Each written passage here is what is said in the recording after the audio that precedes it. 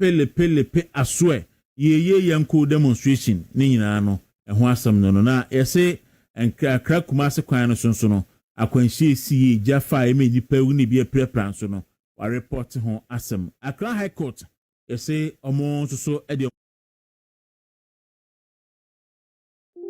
DB aso yento aso asana okay dispatch the Democrat ni Mohammed's trusted hand why Dr. Julius Debra has twice served as chief of staff or see recruitment medically cleared applicants still under consideration Ghana Police Service afokunso NSO call for unity in MPP na omotimi de akọ animu ntie ne ho asem ewo ho nti yento aso Daybreak the Democrat say better lawyers not more lawyers nti Justice Yoni Kolondi no so o kan say amuhia better lawyers na nye more lawyers nti eno so ho asem eni MPMC accused of hiding behind the truth to fight global war nti eno so e the Democrat enemo NPA esomo revise fuel prices ene ho asem so e de abana tatiman and so ahensem so ini 24-hour economy and a women's bank and any say minority leader Abisa Mampeni Mahama say na ewo hen 24-hour economy no any women say you know hen Professor Tamilson so no so transform leadership no and one some bisa NPP for be demonstration ni na any sama hodo nima usimpem enso so de ebae enti anopai the bonkrata eba adwa so ini mo yankofa adwudwamu no emfamra na yiwi a nkoma aka akire nyina no yatimi de abrem ye ba sisi a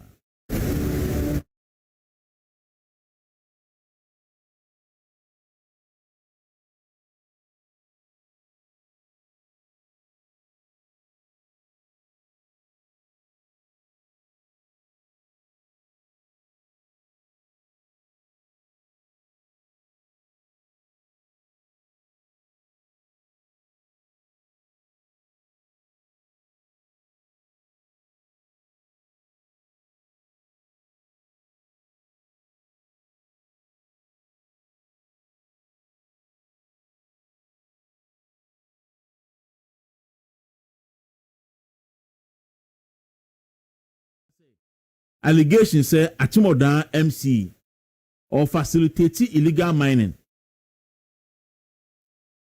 Ena acquire back and forth. Na edu baby no say MP no ebem because MP no so no emfoa illegal mining no eso. Yehu yeda sorry ya na MC ato dwan ato snap akonsuom akobo MP dua se MP no egu ni ho finti Kwaku bodua na ankrofon so the petition e dey akoma OSP and only ade and MC feel say onye boni a na oye government appointee anko bia be expect say obe ofa ne ho to the investigative process ekoso ba wanya na sa na wato odwan ato yi snap account na wakonsuom Kwaku bodua well we be ka say ni gidie no because ewiase ewe obia ne ba bia ni gidie wo ebi nso fo say cover up say onum so odua bode me bodua obia na say akwete bia me dey assign me tinti obia begya ho asem ka because of the fear of duabo enti asem ba no me yenim say nananom ahemfo enkura kase ni nyina bebere honom a ahemfo ne bra duabo enti ukọ ochimemu a untimi nkobodua okoku apmemu untimi nkobodua okọ asantememu untimi nkobodua enti endra fidie so any a call on the Achim Kotoku Traditional Council say they should call the MC to order na omo make sure say eniema ese efata so twa ese efata bia no ye de be ma no because ono as MC no say actually boni say na ode be kire enipa etimpotem hono ma ade bi ha adwen pa afa di endra anopa mi sori ya obi asend me video say Dawuro asama amokan no endra meeting no de ba so ahemfo ne frɛ MC no na abusia me hwe video no me re hoye say ose ade yo Dr. Frimpong Manson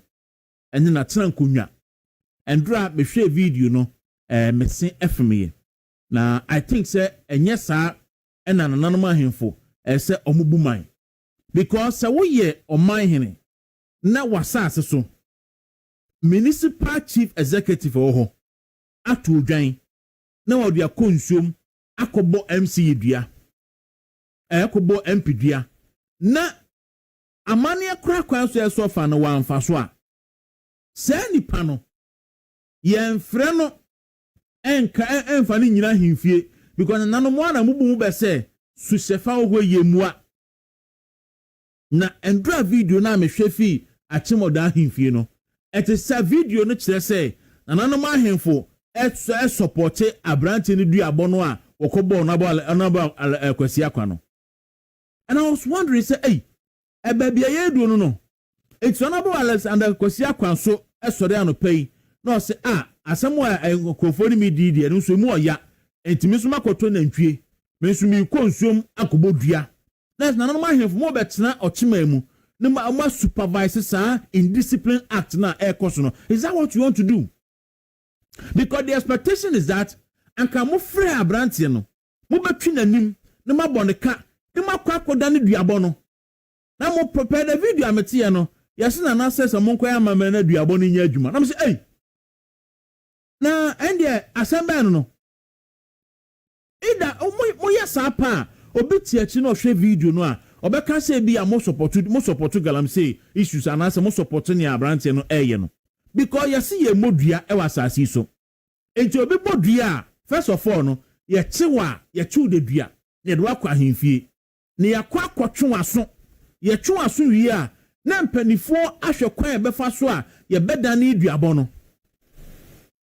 But in this case onipa yabɔ ne dua no onipa yabɔ ne dua no enye obi akeko the member of parliament for Achimoda constituency a friend Alexander Akwasi Akwa ene yabɔ ne dua enti yabɔ Akwasi Akwa dua na ne nanom ahemfo bɛka ne sɛ oh momi enko na achahene me soma achiameni ayi ne makɔ na makɔ akɔdani makɔ akɔhye duabɔ no kna na sɛ obi a wɔn kan okura no duabɔ ni nkunu a please I don't think say sa na ɛsɛ ba ejanam wadie adabraka minyi ni sɛ eno ni ade a ɛsɛ nananom ɛyɛ moya sa na sɛ MC ni duabɔ na wakɔbɔ MP no mo fo aso mo na mo hye n'achi because in fact about 14 minutes video na me sakan we boni nyina enye yi in fact it was very bad very terrible se obia se ne ho twa ensuo nie saponie obia nwar na ne ho nte enti asemi ba yi na esaka na no mahemfo mo frɛ asɛm no MP bra MC bra na mo de o mo tena se na mo ka asɛm bi kyerɛ o mo na mo hwɛ ba bia no korɛ wo na yɛde no korɛ eto na asomdwe eba na mo yɛse MC yakɔbɔ MP dua ɔkɔbɔ dua no wa mekra na nanom no kɔbɔ dua no gye mo mfo dwan kɔ na mo nkɔɛ na de duabɔ no anya adwuma. I don't think said that is the right way to go. Enti yɛsra nananom so mo hwɛ anya saa de a na sɛ mo encourage duabɔ ɛwɔ kotokuma mu de a mo ahwɛ yi a ɛbɛgye mu nsam enti state agencies and investigative bodies nso so no ɔmo nya ɔmo adwuma na nananom duabɔ no so mo hwɛ kon bɛfa so a ɔmo bɛda ne duabɔ ko anya saa de a sei na ɛbɛkɔ de a then now obi a bɛpɛ ne ba bi atena sɛ ja Aleza Akwasi Akwa yi sɛ yɛ tu galam sei ne yɛ sense ase ne yɛ sei nsuo no a ono obetimi atobɔto water afinkran ha kɔ dan akɔnom da bia wo obetimi atɔ bottle water e de afi enkran ha kɔ odan anafi baabi akrakra fi aburukyira ba akɔnom. But the issue is that enye mo nananom because mo so betimi atɔ na mo eye nkyirima the ordinary person na wo dan no a ono pure water kra atɔ ye ne din a onya yanka esubontin bi baabi obekɔ sɛ bi anom no ɔmo ho asɛm ne yɛka ɔmo ho asɛm ene yɛka enti asɛm ba the expectation is say yɛbɛhwɛ asɛm no ne aka ma asomdua yɛ adwuma na nia me video na me hu ye ne de ohene ba akokra se I say nkura atwa ehu ahia nyina akra no ye etu galamsey etu okra no se nya ebi na ekoso wo hai ayo many honorable akwasi akwa sanga mejai na o ma me ada o ma me awu na so ada ade ebesa ade so bia abekwa koda ne ma me fie anane ma me den mu na akwa abefa so abedan se ebehwe I don't think say right nti ye se nanom say omo hwe na omo kon befa so a ombetimi aboa yen na yetimi asi saa galamsey ensensem ya no because see galamsey ya ekoso John Mahama ben ewo position no ensam omo ka kire yen no omo ba ben mu enne galamsey situation no aboho beye empredu enne eye non fact say NDC aban ya ewo so MCs any party mpanifo emu chairman for emu organizers emu youth organizers even national for kra ya bo omo kwadu se omo na agi ntintiman a omo etu galamsey no eye non fact and in fact man paninu amu no agi atum se eye ne party for enya na ban mu for ena eye galamsey e wo Ghana ene Ghana nso nyina sei ene Ghana sase nyina sei baby ana galamsey ni ho odan de na galam ye obi anim se ochiman kura ni etusu galamsey no odan ka ho obi anim se Ghana kura ni etu galamsey se na doma enka ho ene kodoma kohwe ene kodoma na kohwe kwan a galamsey agi doma aboso ene komampani Mahama krom bole na kohwe Savannah region kohwe bole kwan ye fa so etu galamsey obole kohwe the black voter and pay make me a report am authoritatively say Breedam no it has risk it's at risk Breedam na mampani kofo ekopesi ka be ye no Breedam no is at risk because of illegal mining entene ekrobia ye hu galamsey ho bia adam na ene ebi ekoso under this NDC government no mu opposition na no mu push Akufo-Addo enye state of emergency Mamu namwo ena mo free etu galamsey no etudi eseye nso ena mo obi anya omhwe na said otumfo ekan no omonkan no mo hunu say ebre yeni nkaso mesi ebre enye den yeni enkaso bedi edi Kwaku Dawuro we aye dwudwam on movement in the morning da sebre ajejwamna ene Gordon asarbedi akon echnase na yede empensimpensemu ede abremo Gideon me yentwa ho simatiawa ye ba na fie no da sebre no ma chnase yede empensimpensemu na ba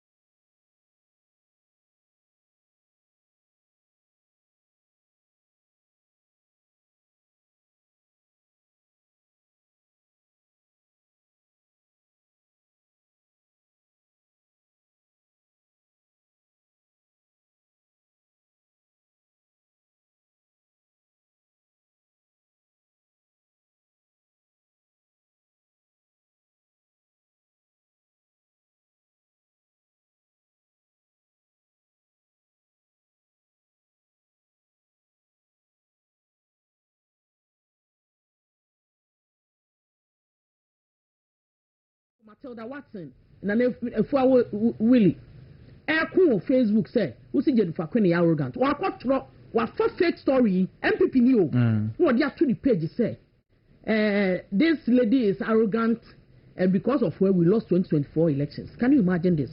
Me nemu na dawo onya me friend on Facebook bra me ko ni bia no ma ko business say nyam bia ma ye ni bi me ko ya I love you I love you my sweetheart, you are my heart, you are my crush. Me screenshot to them the bema and when I'm screenshotting the messages or them the man say arrogant person and now they were both chasing frustrated to Holland and I saw Olaga Juma now nya bi nya na me na do any brother so story and I said that it's also I love you take you feel you now one anya arrogance be ka so ya so for me o right you be that for be there the space ni they love you udie because the space say the original na no kra na enya eti betro eti you love you now love be ka so arrogant then say no ntina me arrogant e wo say me we pay wo so na happen ya o ka kire nkrofo o pay €1 bi bra wa say o te wa kra busu ya man €100 me na me fe no wo be du kro ma so be hu ba bi ani pa asetena mu a afa da ne ani bre eti betro mo party fo na mo ti asem a kwam na mo di so no mo nya botre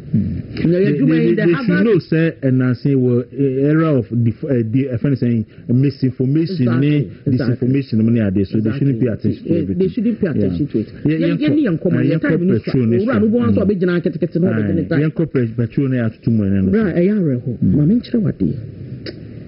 The new patriotic party come by Bobia now Sibia Mayawati. The Yamen say one party no so no you can't go for any they be a Macassa MPP. The fact that me MPP member and Namsunti Akonya even in opposition you one for the new patriotic party Akonya ma Mr. Memeson. In fact, Omoji Yatun Kras say Yamedom Amayukono. Now what you prepare what enemy to the party for now. Omodiko court to say yeah running internal elections are. Yamo obi okita party card bi ametubi. Yeah. Na yanko and this form for card me wuro metia candidate mwa. Omka si yedi agro. Na no aban ni be test kama ya. O de no minister next week e be discuss. Minister next week e be discuss. Yet krom ha yanka bi nhim ye buy no man not tia pasam na nye kura. Ni nyina mu 2017 e win ye na September 3 se cha shase we ya shase akwanya ye we ye buy a cretinuma over 2 million. Bounty agencies in ministries in you may create or may affair nipa. Maybe one question I answer to me a politician. Say aside see a chinko for jelly or more time tea. And yet year see a meaning to the extent that a deputy general secretary workers or did man penny in a yata may be a trouble to Yachina. Aside that, a Juma Benoma creating. The one year whole interior minister, no, I can't know one case of party for your tom forms. I'm almost saying. Or more check here, no medicals and buy over 2 million or 2 million, say 200 year HIV positive. I'm ending for Uncle yet. Or your friend say, or more blood way, almost status the about to TikTok say, may you near me fill it for me, Macoya medicals, me HIV positivity minister, and go when you must say.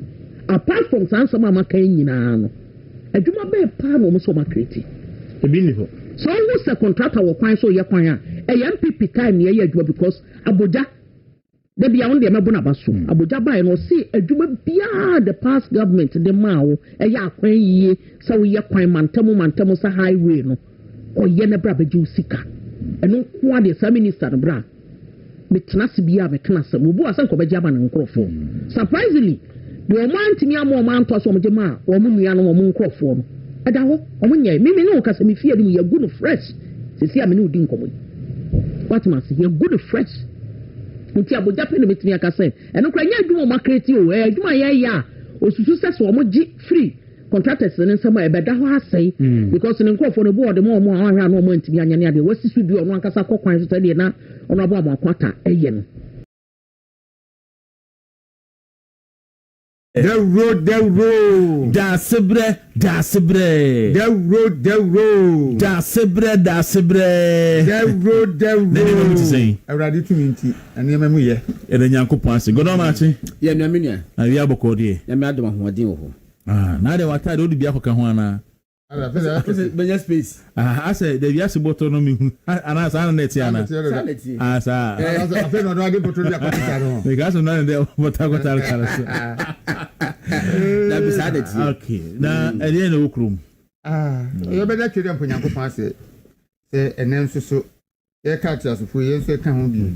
Whether I have food and so as a church will be a baby, be a free be so. And I don't pay Yamanach. Na that nyamia sin so say your boss chema untumi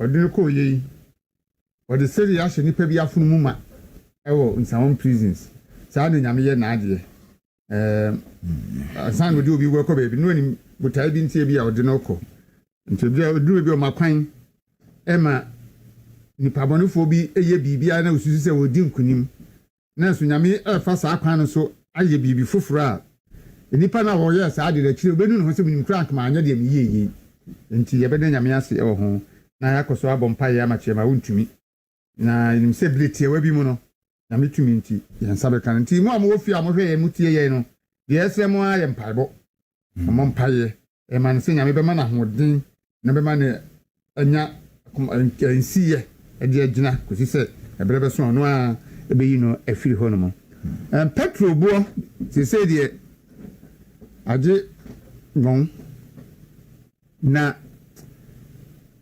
yɛse ɛna amanfoɔ sɛ kama maama deɛ ne kama no aba ntɛm dodo akɔ bi kaa sɛ weliɛ manya me deɛ ntɛm de maama nya ne deɛ ntɛm paa ɔde na ndc foɔ titiriw same gyamfi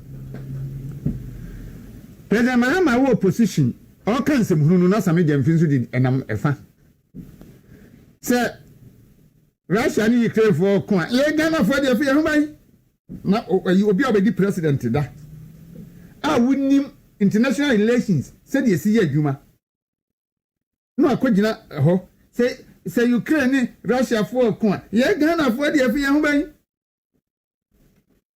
enti ya tu petrol mu sa abre na emfa Ghana for ho na wo free Accra na mfa plane na wo ko Ukraine 7,000 kilometers and over and you say tantan awaji no mahama afraid ye wakwa kogina ho ka say na Israel ni Iran ani US for ntokwa nti ama senya nyame ananka obi abɔ na soma ma platform no ogina so nanka wate ahwefom sabe na no ka sa asem no say Israel ani Iran ani UK ntokwa no affect ye no yesem ko bi hwi na so is Ukraine ani Russia emso montemu ben Ghana krasene de womo ko Iran no enso anu de na se emfa ho ene de osi efa ho na afeyi a enema ekosoro no ene se hunu de woye biu ibo ba ya na wiase na na akufo ado no manu aduane esi woni ba umya no aduane esi wa na ben a mo die no na mo se ato is forcing mi ni say adaba fo bi akoto petro egu vortic to am no mo say ye yi apaye president mahama ma petrol boyefo ene mo san ko yi apaye no bi mo san ko yi mo buy your petrol for mo say mo no matete petrol so kosoro no de mo de ko hye Iran ni Israel ni US ntokwa ufi za Ghana fo nyina jimi wa hu na wo sa hye da be say yente petrol 2 cedis mfiri so 16 something. What it was is free to grana 14 something. 19. Make petrol. Okay. And a diesel. That be a petrol on Monty Mifisu. A diesel and one on na gonna me bois. Diesel on Monty. 19 or got it to Nifis and car 17. Diesel 17. Nanado connect 17. And Tiene Yamina good on my ham anymore. And some huna or opposition no keka efa aban ho efa Russia and Ukraine tokwa ho enne nyame agu animu ase na saa ne nyankopon wo ye na ade saa pepepe ti Ghana fo nyina hu se ba wo ba power ni nyina no eye na ada na odi dada Ghana fo na akeka nsem hunu na ade ba ye na enne abedu sin me wo problem but no pepe mu ano de bia ye de beto da foforo ekobi amia ye de beto da foforo MPP demonstration de me be kan ho asem da foforo na yemko oda me amachi mi sori ye no ena mu video no ena me smeti me botie na in fact se enipa bia ya ade ama me ho adwiri mi pa no a eye sa ahemfo na mo wo na odan se oye odan no me ho adwiri mi papa na me tie ade ni nyina wie no ade na ba ntime ba ko pese ahemfo yam se galamse kwaso bia o mo hye galamse no mu bi me ade na ba me timo no because se MP ku galamse na DC na fa no ho MC na fa no ho na MC na koto gyan yi session apo se dia akobodua na akire wa ba himfie so be pachew sa wakopa chew so MC no ye kan ha ro moteye enti o ma frɛ no etu akoda ni dua na okay de to aso du dua okopa chew ha ro moteye akoda ni dua no enti o ma frɛ no etu akoda ni dua na wabo okay de to aso du dua okopa chew akoda ni dua no okopa chew wabo dua a wa mesre kwan nti afrɛ na ba kobo dua nti afrɛ na ba himfi na obaaya omo oji no odwan ba ko ni 2000 and snap pantu and snap and ko mo bon na omo fo odwan ni nkonsu enko ya mamre na wa won kan dua ni nkun nti hono make as eh na de mo ya sane san himfo no support dua bo no ade no akoso no de ya no nananom sebe omo de o makonya na ni mo nyama ba fom kakra because dia body me hu jurisdiction bia omo support duabo but the nananom ye no nra no say omo support duabo and me I'm being tempted to believe say galamsey no e koso dia wo mo ya we say galamsey no e koso because on here ba ton say can say na obi ade na ye illegal o my receipt and you be who receipt na no work no not say and MC ni digit can me my receipt I'm on for net access akwan sase no su kotu galamsey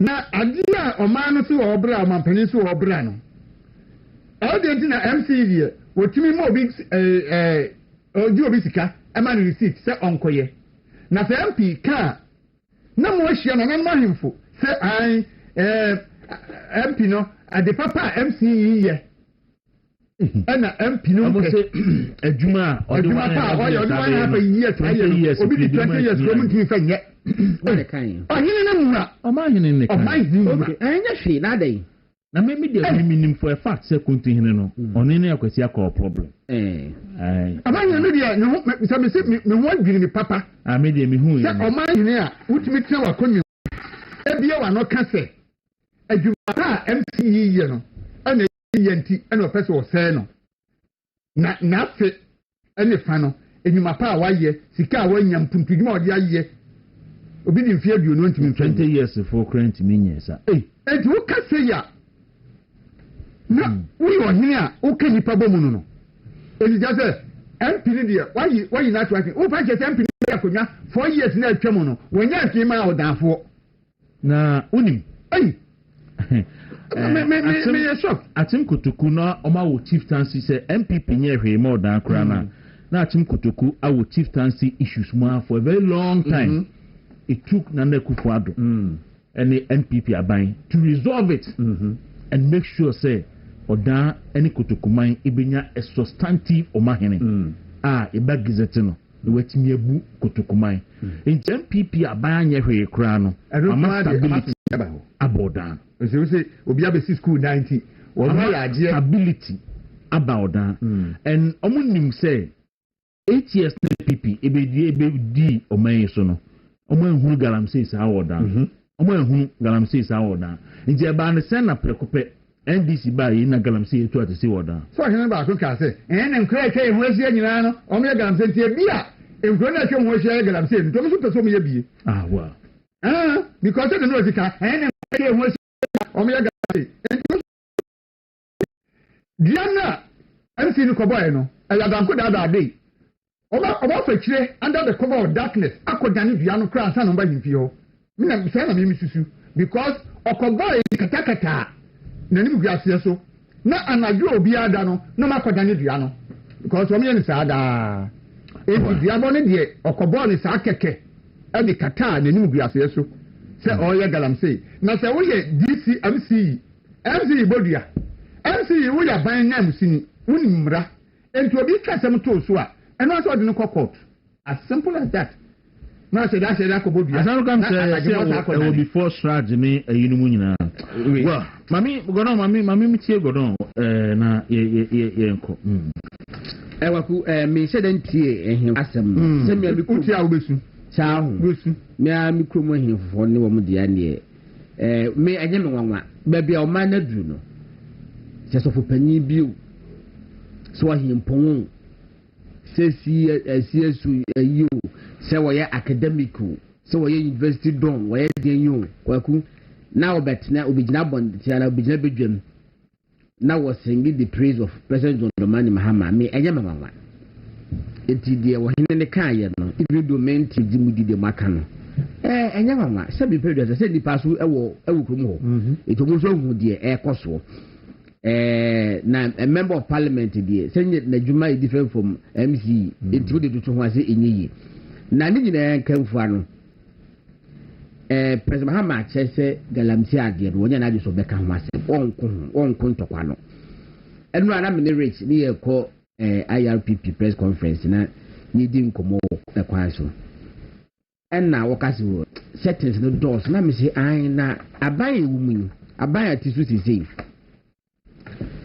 ubusa ne pa se ede ba ade no waye ya economy no etima stabilize kra wonti menkyere ne ma bi dupe ye no kwa so mo kan mo fere sika e free galamsey for wa gold na gold ball for etono enoma second so they say omodi sika e free omodi dollars ni free bank of Ghana tugum enoma no police paper bie edi ho bie na say city member of parliament ye nyina say obia emwa na yanko galamsey na wonya city member of parliament say wonu de wo nyina so say enipa bi ye galamsey ewo da na wosusu say MC no so eka ho waka asem we ato krata de abre abampani for say mon fra asem no na evidence wo no famra Kwaku bi amfrey na say member of parliament Honorable Kosi Akwa ya has done the honorable thing na say waye na say President Mahama si wo mfiri no a wo mo aka wo moti omanu mu no ya wo ni position bia no one okofa galamsey be yi member of parliament say wo evidence one mfiri no na do e track pusher na be firi no abubo ya driver as a rider abubo ya rider na say driver say rider abubo ya tricycle me rider it's abubo ya rider ana wo ba jire di ana capital do ti ba bi President Mahama chese galamsey ni die oba se obese galamsey mokena and indeed sana ekoso galamsey ekoso unprecedented as one kasa diabono se do bodi ono le begu diabono na me a bit disappointed not a bit me very disappointed say him for no an chese kodani biano publicly na bibi wo ho a ye ntina si na bi omode om concern na ne say wakobodua ene wa mebo mama ne ansa na okubodua kwakwe da mesamo tie no ho ne abo ne ka woni ma himfie ho nsem ye wo utimi kwasere kwan e wona nanam ho mo akwa se kobodua ye me na make say duabo ye bra because of the repercussions that duabo no de benefit yes enti ya bra duabo enti se wo kobodua especially wonsuom kotwa odwan wonsuom ene snap kobodua de kan se ya chudidua yes the true animpa ye ba betwa ebetwa anim ne ye boka ne ye dan dua no but ne course no enya sa na mehu ye ne say ye nananom say omo twena so say wa magi permission asa no kobodua ana boye say na nananom no omo permit desk bi wo holo man na ka obebu ko kobodua mi bi sa em so dan for de omo nsa ebi ana etisa wo dan dia but me de baby am free nti wa no mo kan de na just say obara nko me man permission so kobodua me de minim say ya bread duabo ya man permission say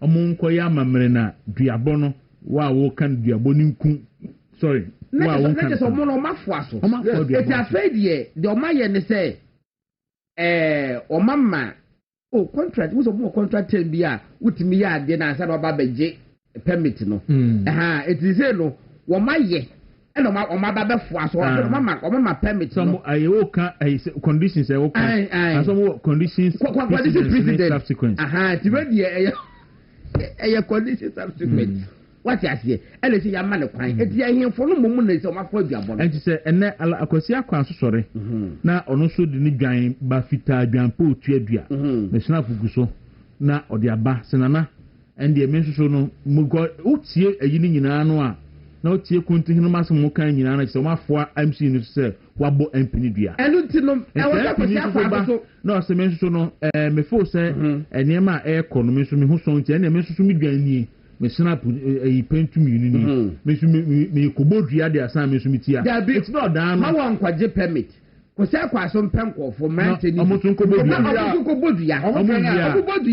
omubodua ni via no mo afre no da bi so omahu pentu say ubodua snap 4 pentum yinu ojaba ko na 2000 omubodua ni via lo ko sa na no dia ko mo hene ayen so akobodua tu so je enu ano no because o set standard na condition subsequent no na MC mra wo ye representative of the president na wo ye nkurase se mu se ya eye wodi me ye ana ade na wo ye Kwaku wodi katakata ne maso se arabu kosi akwa agu hu finya edebe na wo court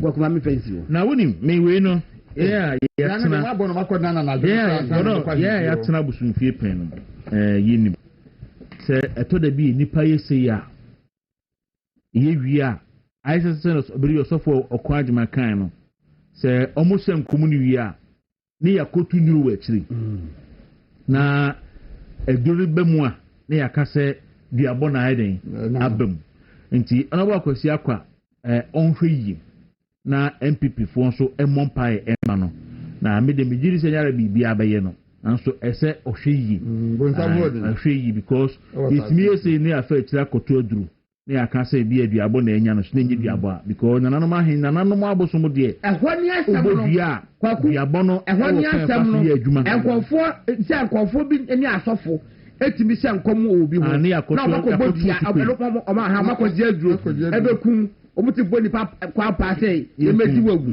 obi ti bodua wono adifo obodua no odifo no asa akoto aduru na ababeku ye se wo ha wo dai ye na mani ebiase aye hu no sa nkadua bawlie e wo bom nyame nso enti onabo akwasi akwa MPP fo mompai ma no na nyame eri ni betwa we nso abuja no pay se no sma me se natural ventures ano pay kofi nyame che ne nkrofo se nkancho so mo di Congo ointment abeja man so papa nti wunya bia eboawo ema utimi eti apo hunamani na se hunamani ensansan dwiba krosa edie eye natural ventures edre friend se Congo ointment ena uhia na chunya bia ebeboawo we ye nom ye de sai yudie ni na ntema propro oba nsuo bi egugu ama edenka abewie ho no nyina nso no ebetu ase kama edi amantimi srewa mahunsa enka natural ventures edre friend se Congo ointment no ebi ema yusu oba yusu kola tiro kakawi ni nyina ebekọ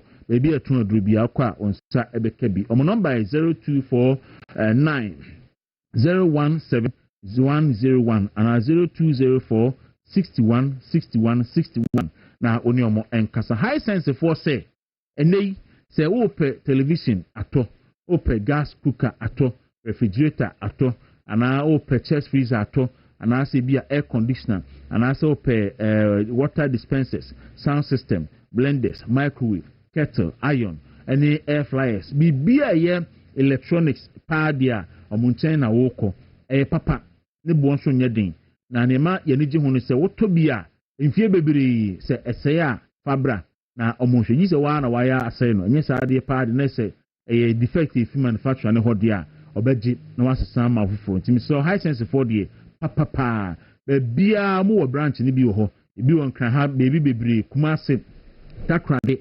kofodua mankasim ho takwa any bebia patcho number obetimi afro mo no madi nkomo 0302 55 0000 0302 550000 na won high sense for enso eni nkomo na emwa bia uhia bia no omatimi dia boa ennamu yare edi nipanya pa enti babaso sayare no so de ehu pa babaso tunsampa yare bone pa emare de candidiasis befo say idin de so yare bone mi so ko na edu heba for emwa edu heba hospital say oboma so ya ombebo omo specialist eba enemu yarwa hodo ombi tu ase omo san so esa stroke tatahwe timisro ne omo kodi nkomo so a na omo abo onu achi ne yarwa hodo nyina so de kwa edu heba fo behwe aka ho asema ma bacho omo wo eye ba fi krum e wo mankasim na ba kon so e wo enkran Christ Ebenezer Preparatory School team oroma e wo official town odoko omo numbers 020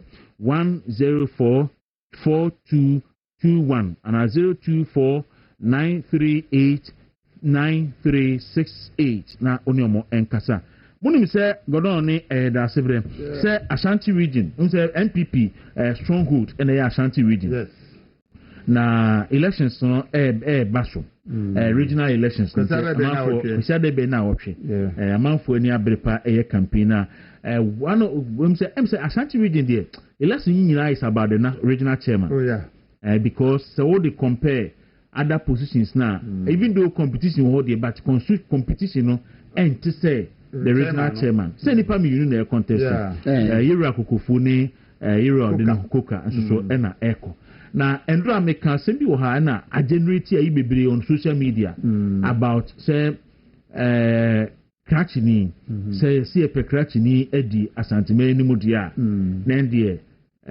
krachini any kukufu because of the credentials wetimi and as any achievement in terms of school ceremony ade minim da so minim wo adwen kire ho na me kwa homa so masisi a me hwade me hwese me ko hwade me hwese me ho yani ana ayi obi enyu se nanu ya ne ko fa ba yo se den yani a chema untumi ho tanti na ma wi abeye ishiwo MPP mu se obi anko school obi anyisi anka da bia meka se nyansa ye mfa ni school dem de nimdie ne yakodie nipa onimi nyansa afa no school wo wi ase nyina bi ohunu nyansa nimdie ne yakodie but ye ne say so ye program ready party animu Ashanti mantemu a ye mfa obi a wako school eno ho analysis na no a wo ye no enti pesa anse no mkeka ne dia ene nanka beka se tema kokofu awo soro pa and the school so dey so me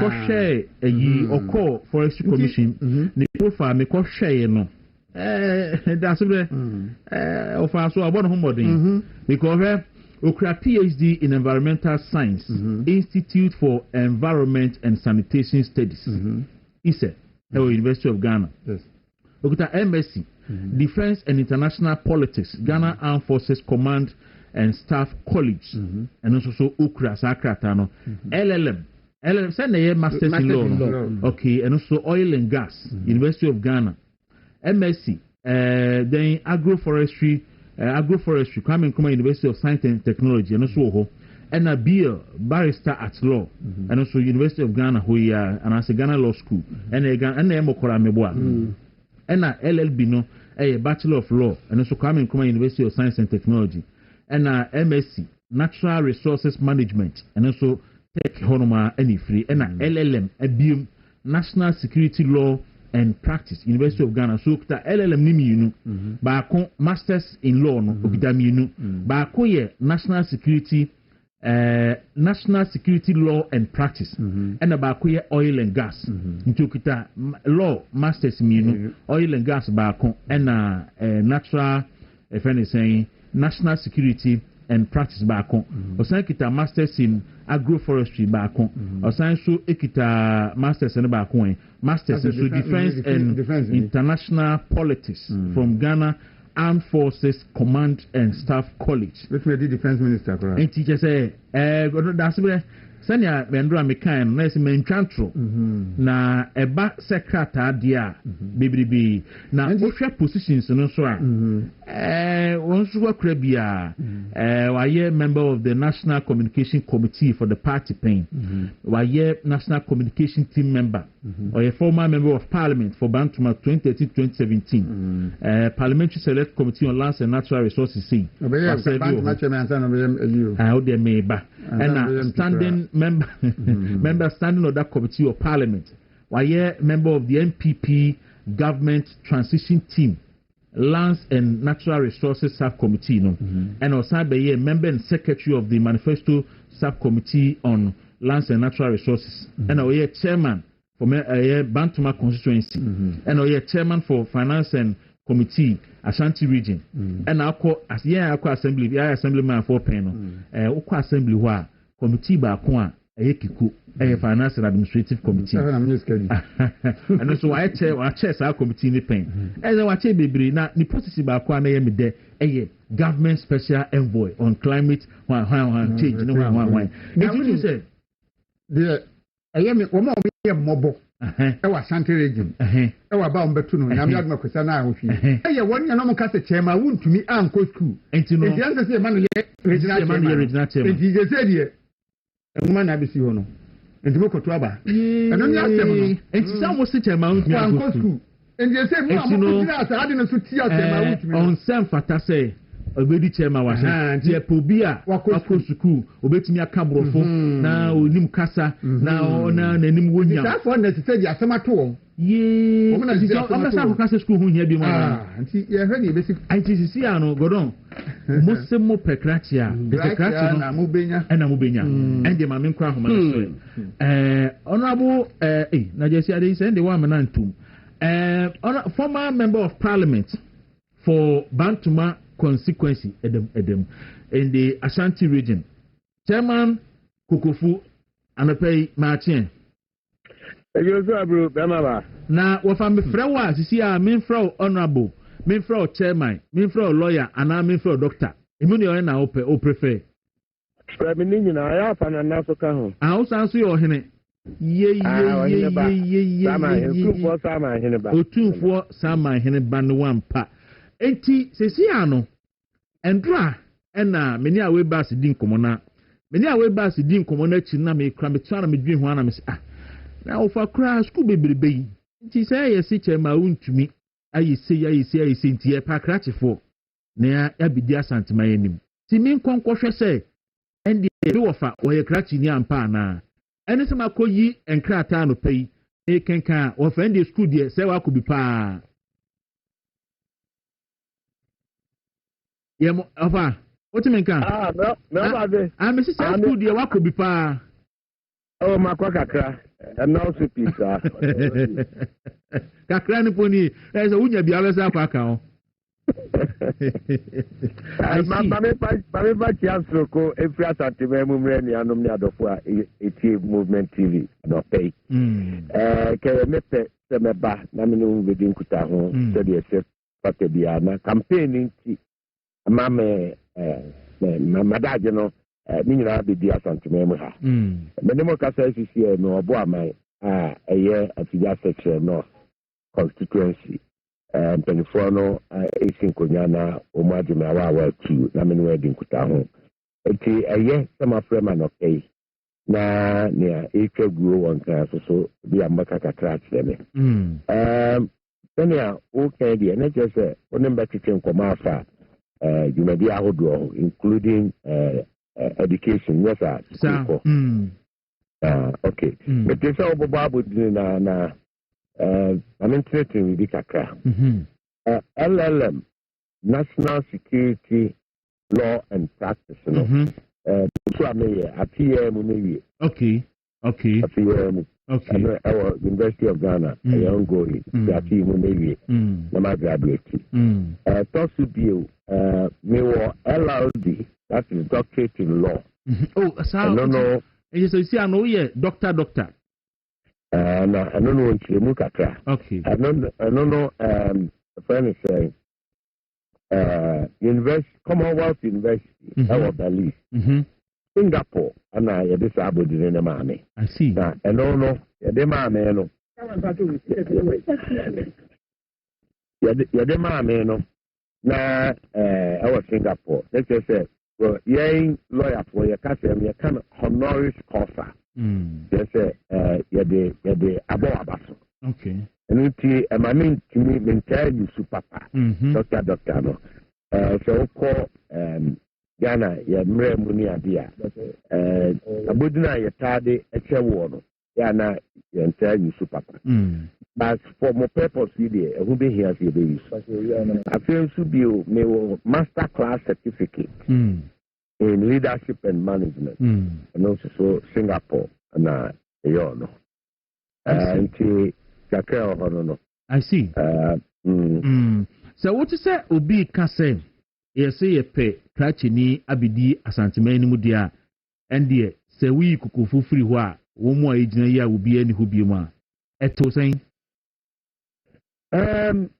me wo sa atenkan se humasia ho hia na efe asen subio se obobo mambet mabodini a serve good purpose ema mabuna eba no se impo se ubetimi akọwa sia ho ma akọduru pempenso bi a wa wope na me wo se mitimi wie elala bi ka ho se dia fi me na na se me 10 degrees etu na esia dia 22 years no na ebia dia na pebe bia kla I see.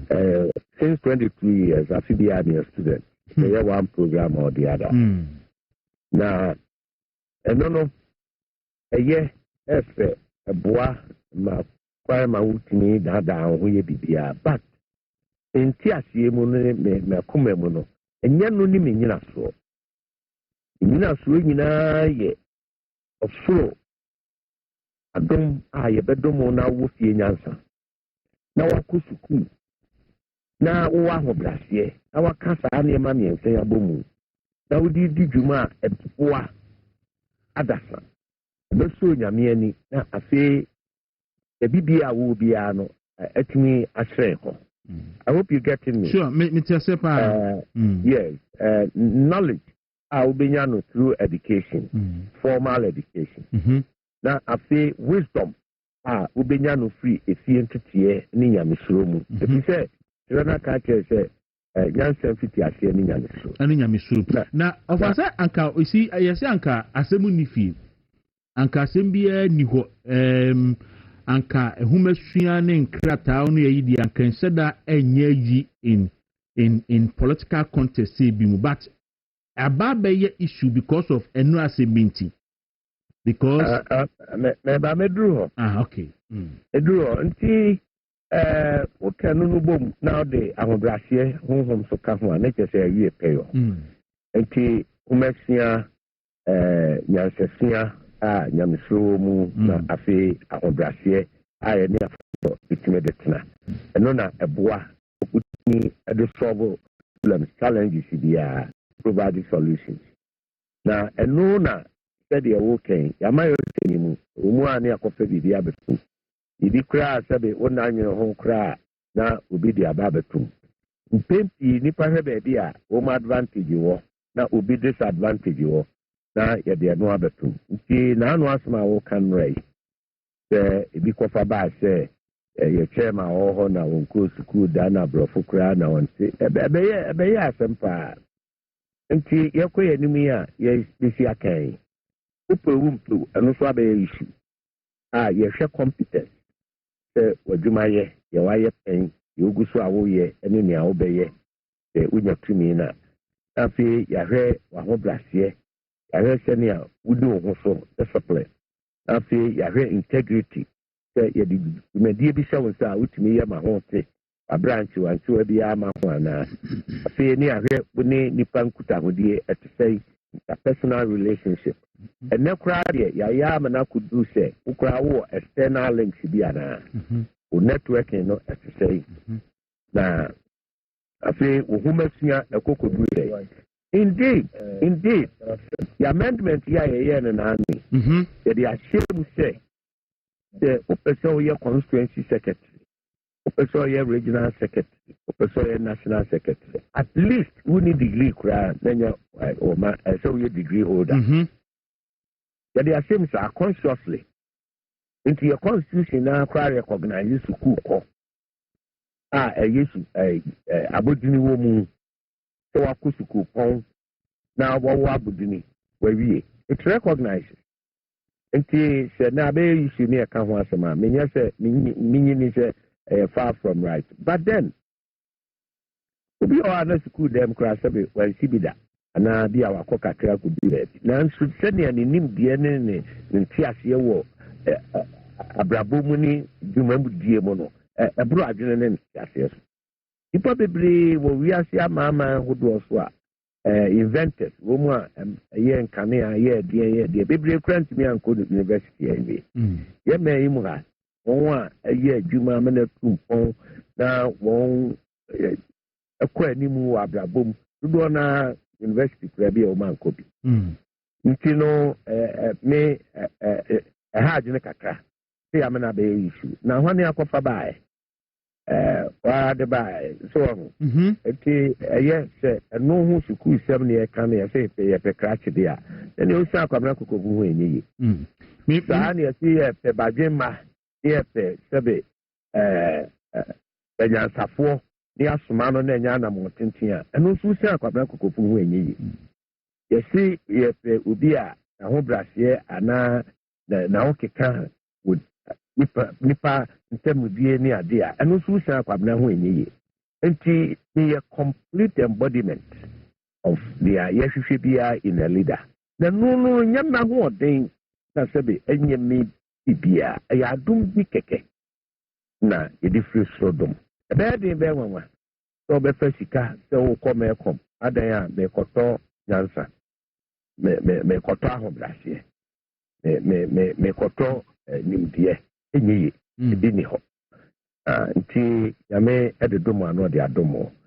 yɛbɔ ntoa yi maka kyerɛ ne ma no ne wɔn edi m'akyi nyinaa sɛ ɛyɛ a yɛnyi education nsɛm ne mfiri sɛ ne obi kɔpɛ no ho asɛm kɔbisa sɛ honorable matisia sɛ wɔ degree wei na fa yi kɔsi na kyerɛ sɛ yɛakɔfɛ no aba Dawuro another thing bio ne sɛ ɛyɛ one thing sɛ wobɛa akɔ knowledge no na yɛde letters ne bɛma wo yɛbɛbobɔ saa abɔdi no aso wotumi de yɛ adwuma sɛdeɛ ɛsɛ fata anaa in my case the answer is yes meyɛ environmental scientist na ɛno no ma meyɛ climate change expert ɛnyɛ ɔman mu kɛkɛ wiase afa na nyinaa wogegere no apɛ climate change expert wɔ wiase afa na nyinaa you get to know Kwabena Kokofo na pere wɔ mu a ba bɛyɛ presidential special envoy for climate vulnerable forum saa wei ne yɛtwa ne tiayɛ ne CVF 2022 ɛwɔ Glasgow COP 26 no 2021 ɛwɔ Glasgow COP 26 ana tìmɛdie bi kɔɔ so a si ɔmampanin Nana Addo Dankwa Akufo-Addo anan ɛne wiase nyinaa kasaeɛ mekae paa yes I shared platforms with big people like former President Obama nom in Charles ne Yoweri John Kerry nom ne ade na no n'akyi no ana dwumadie no mpanimfoɔ yɛpinii Ghana Pavilion sɛdeɛ Ghanafoɔ makɔm anim na mayɛ yi deɛ EVF yɛ paakandifoɔ nti yɛpɛ sɛ yɛwɔfa mo leadership nam sɛ boo medeɛ ma akwadaa ne minister wɔ hɔ ana me president so wɔ hɔ nti yi sɛ ɛne wɔn kasa yɛkasaeɛ no sɛ sɛ Nana Addo Dankwa Akufo-Addo ɔno na ɔbɛyɛ chairman anaa president wɔ saa adwumakuo no for 2022 to 2024 ɛno mu na yɛappointed me presidential special envoy for saa group no na group no ɛyɛ 68 countries across the globe ewiase afa na nyinaa Caribbean, Africa and Latin America no na yɛrepresente 4.8 billion people on earth saa si so globally na no na president Akufo-Addo yɛ president no na me yɛ special envoy like coordinator nti me coordinate affairs of saa Ikuya for 2 years term of office 2022 to 2024 enumu hɔ no ana adwumakuo no ɛyɛ sɛ ɛyɛ full-fledged United Nations krabata nti Washington DC ana alɔyafoɔ yɛ ho nkrataa ne ade na ho akɔhia sɛ sɛ si yɛnya headquarters ɛne first secretary general na ɛsiane sɛ meyɛ coordinator nti na biribiara appointed to me ɛno ana ɛsi nkonnwa ne ade no na woyɛ secretary general headquarters no wonkyia kurokorɔ no wonya ɔman na headquarters no bɛba mu no nso onipa ntumi nyɛ secretary general nti na the decision behoved on me nti meyɛ ne sɛ Secretary General and Kobe. Now headquarters, Ghana. I opted for the headquarters. I mean, no, say headquarters in Ghana, CCA. I see. The Secretary General, the former President of Maldives, the friend His Excellency Mohammed Nasheed. Ona Kwaku as Secretary General as at now. Wow. That and I'm adinina and long leverage. We are say after the Kaiser at COP22 Dubai, UAE. They named the then second lady, Hajia Samira Barudia, or NGOs near Dibia, and also so a climate change, area no more. The Tuanamo Bibli, Ama, to suffer United Nations, United States of America, won EPA boss, Maneba Ghana. The Dinkuta on the board, the media group. And in that space, they were in a brave, they will react. Wow. Offer another degree, a year law, LLM, oil and gas law. May expert our upstream petroleum exploitation, any the fiscal regime, and environmental impact of upstream petroleum exploration on the environment. Idea upward when we do if we say me call EPA now it shall say me what winning the I mean petroleum department the way EPA that it will try an amount making sure say your oversight responsibility was a corona into fang on it will to one among year papa. So the application of that degree Juma. I feel your degree or MSc or agroforestry. You can't grow forestry forestry or agriculture is here. A competition on land. So multiple land users. Then as a corner the forest also. Now foodie and a Juma so airport. Until most agroforestry techniques and practices are the Tinibuamas as Kumebi, a Yaniama who do also, it means for superior and also your own knowledge.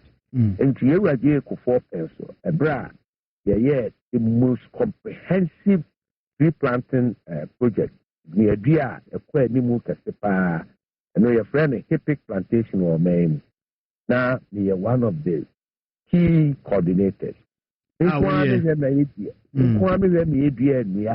600 hectares. Uko Ejra compartment 78, 79, Aura Forest Reserve. Uko Memenasu number 1, number 2, compartment 120. Ukem Uko Pru, Delta Belt, Brady, Ukransa District. The idea the only idea in Namjimu Akotinepa. I see. With Sa Ocean when you so now established any knowledge can now acquire about application of the knowledge in Swa and also what would the moon into mind. So Ashanti reading chairman to lead them, and some few a year ago no and Crawford and AD can establish them. So now who experience when any session who are winning. Odi then away me at the Abua Asantemai, especially the new patriotic party, at we need to me 2028. Well, Tania Vimuno, I fast for it medium Kugo Cassipi Sano, Adiaba unity, internal security arrangement. Yatua Baby nearby ballot boxes on all buying our polling stations. I feel. Yeah, Bomadi, I share now, Abuna, the that's a more friend intimidation, no, and violence in general. Saban Bonnie Adina, to senior papa. The war, sound knowledge in the war, defense and international politician, MSc. Because here, there are no Ghana Forces Command and Staff College. Only a national security architecture.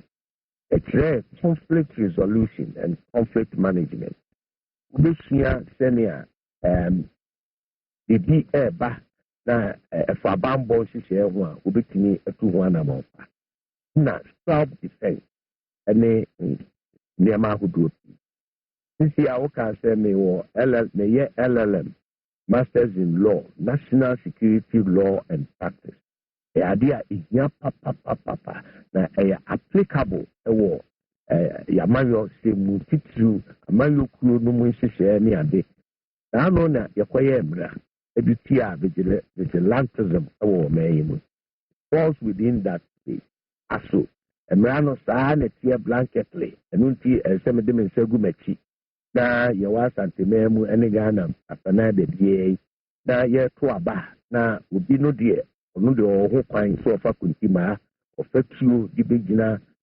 electoral isi official tiri so sɛ kyinkyinkyin a sɛ wadi nkunim a wadi nkuguo yɛnkenkan na yɛmmɔ ne din sɛ ɔno na awe ne anaa mmara no sesɛn yɛwɔ saa knowledge no our apply it in the security aspect our applied those knowledge you maka forestry maka environment maka bibia asantemam kwaeɛ ne kuadwuma ne nhyehyɛ ahodoɔ ɛyɛ adwuma wɔ hɔ paa berɛ bi twaa mu na meyɛ chairman for Bantama constituency no under Kufuor Excellency administration saa plantation and afforestation project na yɛyɛyɛ no na ɛde nnwuma bae ako bi your friend of forest business te sɛ yɛnraise seedling sɛ yɛbɛdua nnua 1 million 2 million 3 million sɛ yɛgu aba no na ɛte sɛ na yɛbɛtu ɛde kɔ ɛkɔtum wɔ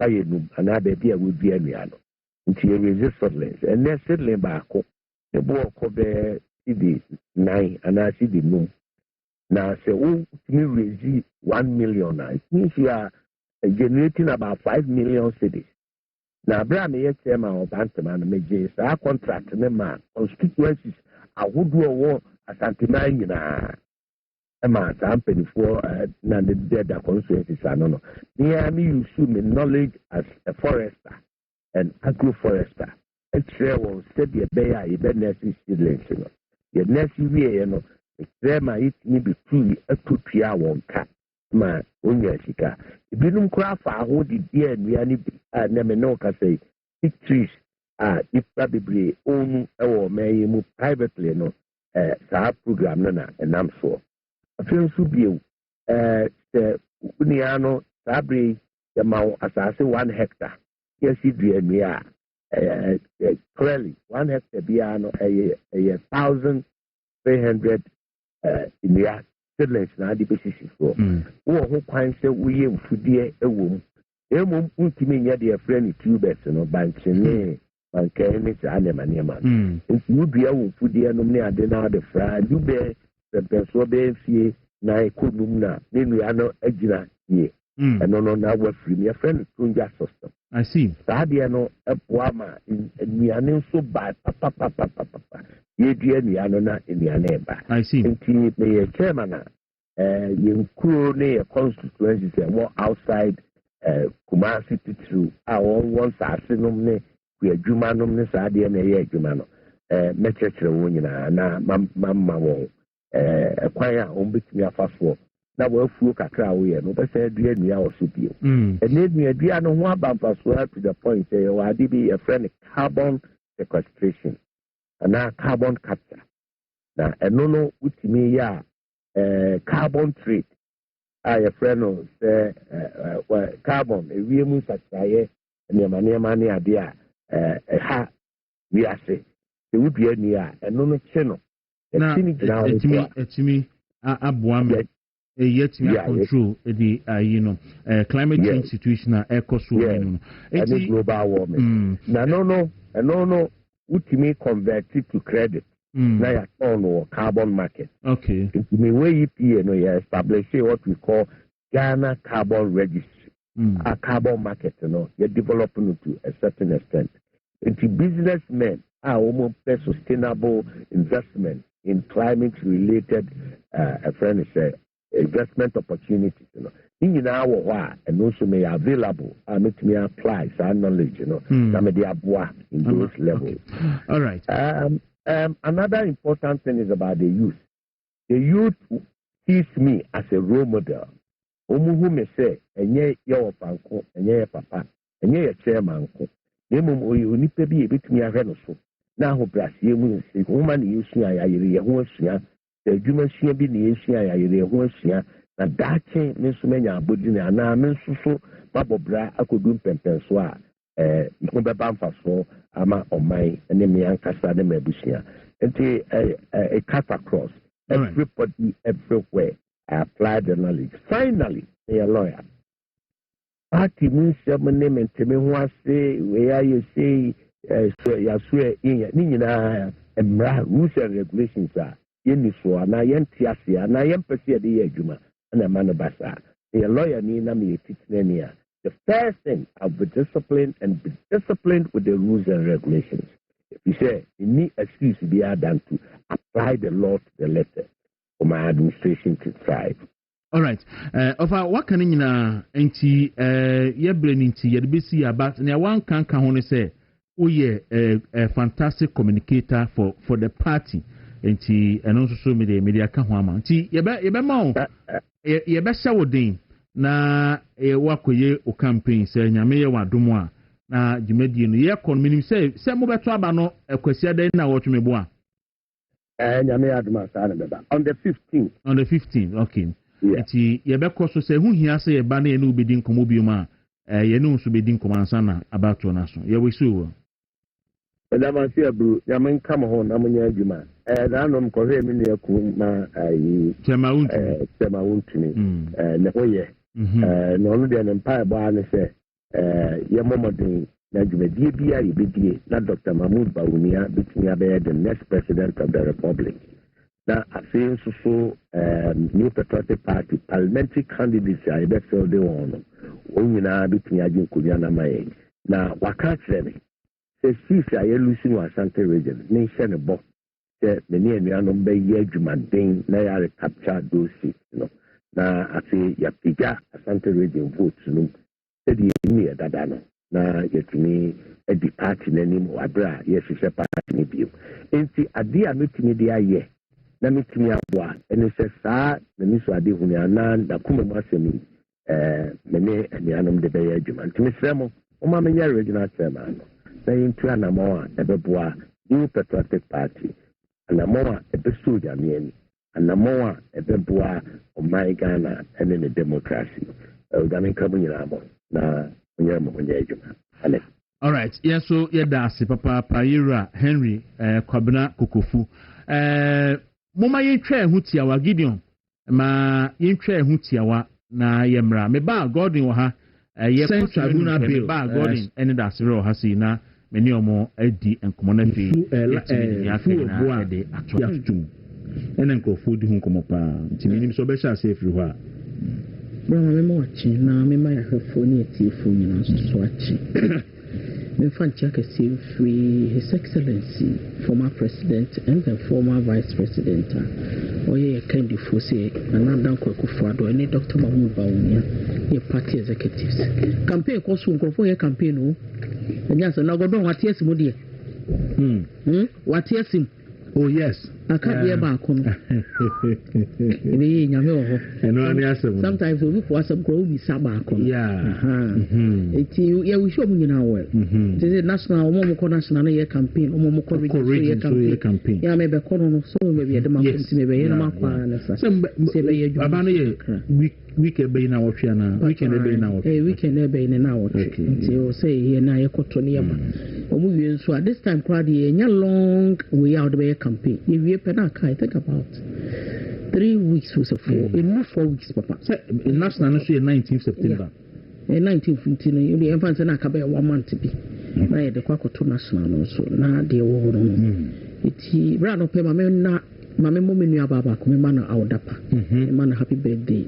na na afra sika mensa sika mensa waboni din the former deputy coordinator free secretariat or education ministry omo na ya ma party for the 2 million say be a deputy minister of education in charge of placement. Oh, I see. All the corner and your fabra me yam afra me manana ahmachi two my friend ahmachi one my friend me so a category there was we say abusiafo say to dey be na wo ka obi asemo a anope na me ka afra asem ene se wo so buy o dey aba be sisu e me dey o ma me di me post na national executive oni minister e redutu Mami di me post party for na didi no to me o say me a deputy minister in charge of placement. Me said national officer be wo headquarters. Na op placement amane ba. Nyanya man. Onya boafo. Na wa I don't know one friend. Na dan for. No mpima sa. Na ebi ana onim. Na dan for ne papa. Papa na oye ehini. Oso wa friend no awu mu ano. Ti me du ho e na o ka che no o. Na wa fra. O sa fra ne ho. Oh. And go for him do your boy party. Me say, on friend, any come on, let's say, Edem. It's a quite of far so bad. Money, I mean, the penny yam, yes, you had the GD. When you ever start here, system for our list, because on me pressure. Hey. And I wouldn't or sounds about 2 boys at church is a way young fan category B. Say, oh, when school a higher, but a house your man fan and you see, or 2 boys at church, so you are able to explain to the panel of the man and they say, me a bema, quasi quatin, me a million to make an assem, so whom per sec, quasi anye. As to whom, and yellow gone, so whom per sec, they students. Anye. And really want to do me and I'm a friend. No, me man. I'm a cousin. So it is a party for the Jerry for Pentoquano or Coining to Conana Mecono. I'm Kuma party for. Yes, I'm a common home. May time me buy we not me baby we school answer. Me buy yet. I think only a second. Yes, 33 SHS. Okay. Okay, a second bag. Yes, started 2017. Or no call 2018. Still be Unicron. Yeah. When you want to. About school or more so. Okay, man. There be. Sinai. McGee's. Okay. Or can't quit to say, I need them something. I Daniel Crappy. It's a Friday, my man happy birthday. Na me senya nkopo me senya mpa mfama no radema na nkwatinti. She has a beautiful smile. She's one of the few people only Angela but me call him the first time I'm called education ministry me call me say me name is akoko TV so na me papa ba me papa ne baba me papa nana na omu mi sa amade da ye ba ba mu na me peteka ma no na yi asam keto asam minister so wo no wani mu ha na me ba TV the minister de gina phone so den crofo gina so mo macho wo ne menkasa ti from be friend to the ministry it will invite me say me call ya no de aframa me no say aframa me bibi opebi ayema no o fro anadwe de so mu fa eti afra ho mache 12 na me gina me ti ne gina phone so na about 2 na ye placement no ministers are no MPs and no more parliament oh ha no be atro je ne yesi me hu me say hen na pa o list say o say more 20 so per day of 20 day don so mama 10 na mo bi so 10 and truly they will do it for me by dawn no yaye na yama me be die nyame anim ko ti ba sa no me fa nko fa ba bia nyama me no me kuma party for me kasa mpentokwa enso na me kuma party for nti afra happy birthday nyame islam nyame ma nkwatintin na anim nyama odi adom no nyame adba ye de be san ba power biem akamere kakra unya baby sasha na said your kai party for me be a try and as we cross near e ba munyen coordinator na munyen coordinator ya kra be lobby am no page some can children that e be lobby am she did extremely well it happy birthday right with good health and life pa bo party for be kai o nyame e ma nkwatintin na o ma ntna so wani munyam na ntranye kese na ye nchia me chairman so say ye be call also mo no nhihye ya aba me ready the baby yes say o mo no de je say twice a month to say one pekra mom kasa me hwen uti anan so ma beche me yes so say man to hu nipa do so do ne fibro ba nipa dia na no mo de na ba no wo mo de na ba no mo so tin kwancha ba bi ton ade political prisoner na mo de na ba no ya convince na na de na ba no mo se papa no what ba bia no nsa nwea no mo so nsa nwea ba bi o ye dom o no ankasa na ye dom aye se Jennifer tie me ye dom 3 million people now who miss Adam. 2 animal don't say so about your son. You are seeing 3 million people. You see me like this, single seated before you. No? You are seeing 3 million people. What you are saying? It's your more channel. Now, so almost almost a crying your crumble because he do what train. Yabano so mo me huna ye begina ni mo ye be shi jamani e kwa na ho no mo tie mo ba chia kugu mo because say you program enya hwe no me regional chairman o you understand ye do come back money no sentence so no do ama na yire no do na ama who can ni na na yire so do what we are saying de na the good thing is that bibia be na wie we are just giving some time keke what you say bre na anka say ye ma bre ne bre eti ne bre no so a e be so babu be so what you say yes because the maybe any actually actually so obi timi ti o mpacho court ene e charge ni panama ni judgment o pronounce ni judgment e charge ni panama say yemfa nko tun fiedu se sika 90 million Ghana cedis etimi fa baba si ansase na se ye sentence na 10 years NDC wa be minim so obeba ho ba me ma prelim na se yamane 10 years o se no ho dodo no kwa kohwe no ho yare aba yama no kwa ma ne ko uji yama na kwanya ma ye pese extradite ne de ne ba na NDC fo amom ho modin amom ho so di yatam kra di aban na tam na na do ama ne hunu Dr. Baumi ama ne hunu nyom na ye judgment no o man timi amfa na ba aban ba o ma ban ba yi di o munim se ekofa na ba ye de ne ba se no ho hunu ti wiche mu minim pa ne ya wo e what ti wiche mu o ba ye se o da hospital o the fees e ya 7 ye teye allegedly ye ya ye say akokot but all na yen century hello yes madam we yen century no what say ye na akokot ye dina samda there be who say blogger bi post ni ba bi da there be ya na so da ye in fact of ya nto bo france ya brochire ba no say kenofuri atan ye de na ba anke be ma bloggers wo da na ko jina twitwa photo e ha ko gunisa new energy bi a emu odin speed on so de ba no emu odin ba ni nyina anke ufu ano we expect say Asante be yi enipa omusefata ama ahode foforo aba Asante region ko kusa enetie ene nyame aduma ye be ko Asante region ko to aba no national elections na de no de ko next we de ko October say 19th ni akopon de say 19th the man MP before that means that I don't know about plans your program say some de ko election o ma shift ko 3rd October and 3rd October aden minima yimti be musa and then na so committee no mo take it and the committee mti bia yana na bia na ya hwese di esitie sanity ti nyame ya adomo a ochina bia meye adwuma kakra so Eastern region na ya hwese di ho so contest no isi eko ti yenim se enipa bi wo ho a on betimi aye adwuma no ebi so no ma adwuma no ma on mfio hakra no a nya adwuma betimi aye Kwaku Alaja Udu anope good morning. As the president Mahama, man 100 years kura Ghana unti muni. But see ni nyina eye ye reorganization ye besre nipa hwedi nipa betimi aye.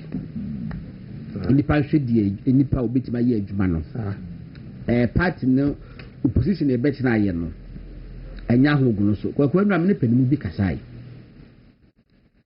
Wose bebia wo hyepa so nansin enipa na ferifo bibibi akokomo frefre na pa business kakakra no wo se system no mu ayedin enafo ene eyi a ebe school placement a ebe enipa bibiri be won twetwede unye baby mfamfa enu amedesara mo bo mami afra ene wo maka abaso ena enye no kwaku ni afra kasa na etime fawo enye kwa na etime fawo enti no ya ma ye de ho akadidi ho nkomo bone mi hu hwe mentehwe aba betina fi ye besre process ya aten si ekoyi regional executives and national executives wo mafia sembe wo timbia Kwaku fakose dem wo mafia sembia se timbia no fakose dem na mafia sem no wo de mafia sem ba internal elections mu a edru national elections a mafia ne yira and they say edu so you know edru national elections a na mo se dem wo mafia no ye na maye ma mesa ka bi mesre enkofo odi nipa bi din ne nam se wesi mi nipa minie wesi mi nipa nie no ye nya saade no obi ani aboa e wo party no oh no me eno gora no podie say enye destructive a oye dey obi be destructive no me ka destructive no on say obi timi ba say there be me obi nipa eno dey oye den no be ho una wey so obi ye onipa wo nsusu ye obi nipa na mo say bi a ye question crofo kete say no dey ndie o ye obi nipa obetimi akoka say me obi nipa but men ka say nipa ko na say ye kwako say obi say we say no ena godon obi ye obi nipa no ntimi nya adwuma no a eno no me dey me obi ye obi nipa me pass obi ye obi nipa obi ye obi nipa no ntimi nya adwuma no a da bia no so dey obi ye obi nipa dey obi ye adwuma ntimi nya adwuma ba family ba da bi ti she me say o ma tu aba no so obi ba say obi nipa na ontimi nya adwuma no a adeti na wodi adwuma no be ma na obeka so obi nipa ye dey in your bad place no in the first place no mum ye nya we obi nipa obi aye MPP ni yes and ye content eno die godon enti ye ba enya idea and the people continue to vote for people who are not competent na godon vote based on obi nipa enti mi ba cho wo free ha awie na wo twam wo kugwa na wo ka tai eye na ntimi nko aso ye da wo nipa na say de no nko ti won ka so ye da wo nipa ka ya pai enu tu ka so ye da wo nipa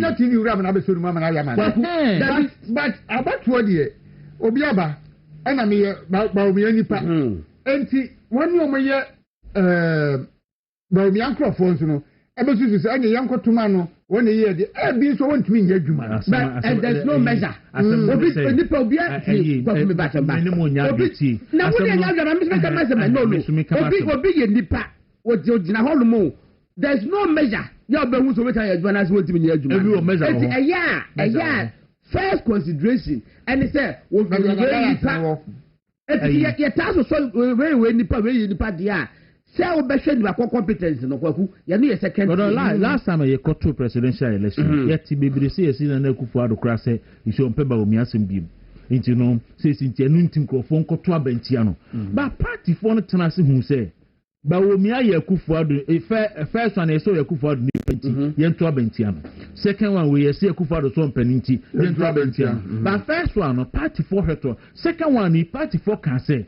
oye Akufo Addo ni po onye Akufo Addo nipo ye de yiri so ne betima aye adwuma no ehon no Kwaku enti ehon who tells you when ka kire wo say the when ka to say seven na Kwafo keka say Nana Abdo say one support to Dr. Bamian when ka to say affect Dr. Bamian there's no evidence in a way because and I make sure o Nana Abdo hu na to abama and you see Nana Abdo so on penal assembly dey any want to abama enipa e gina no kokofu eni koka ojufu ba so che me say Ashanti region for ni po betima adwuma no wo.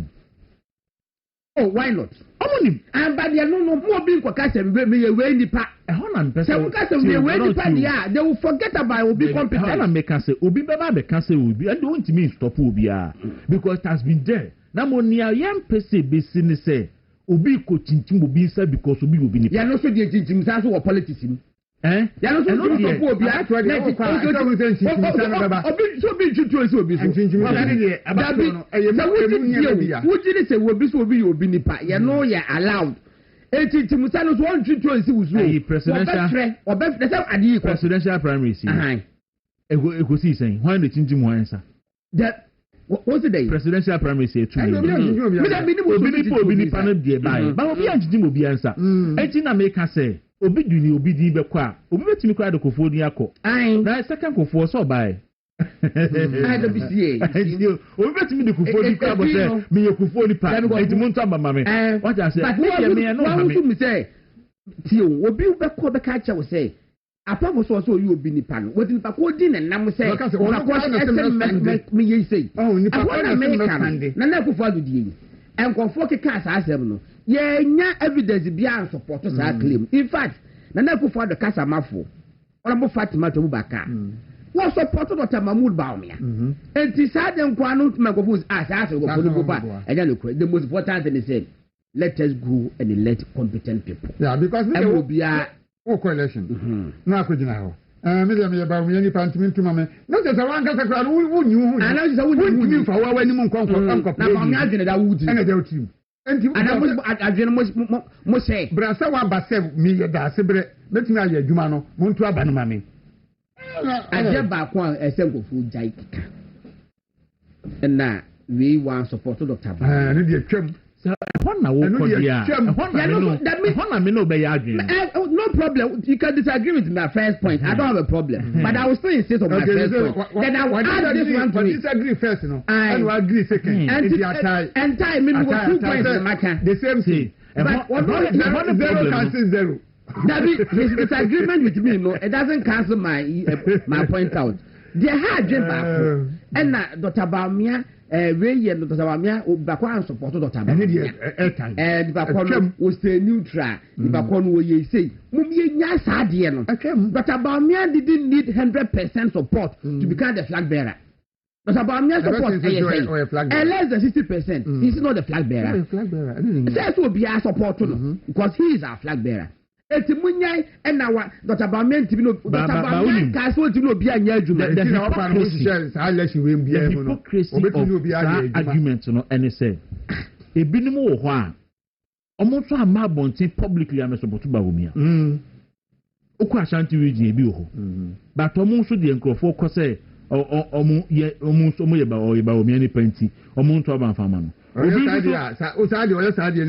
so won kan ha sadi a obi aka se oye neutral no ono so sani ankrofo ye neutral wa Ashanti region a omo ayi mo ni manye campaign mu bia no obi so ye neutral won kan ha ono so anyi nani manye campaign mu bia ono de ye sadi nti na wanyi nani mu support Baumia omunya sadi ho na ho de godon media me say election aye tu da me kwa benyafo to maba no 3 weeks ago me fa ho enkomo anu mu di bebiri wa chi ni say going forward in the internal elections, presidential in executive be a yin. That don't come in for Mukeka. I want to know because someone will say, and Yansu will be a one name be more, a biao, can the favorite, and I feel no be because one support to Dr. Baumia or Billy, it's a Mayan Trabamano. And never, and dear, and more party in Kanko. And what? I was therefore Tabiata Kum, Ocean, so I am Rewon Pemua. Apano se my emre wo pam na te se wo kata biata ku bi ho ase my emre wo pam so no voice na mu kwa emre dada eti eye na voice aye emre da something aye so ko peta biata kum wo ye bema Kwaku don suru e fe no Kwaku don suru aha no so begina na nan so watimi abo adwuma ye the cinnamon ye the turmeric honey ye the flaxseed ye the black pepper ye the ginseng ye the ginger na aye bema waduru ni 100% organic a male vitality papa onya bia ebeboa wo otaforo ne kekem pintin na ojuna nan so eno achi no tabia heba mixture enso abedwa so se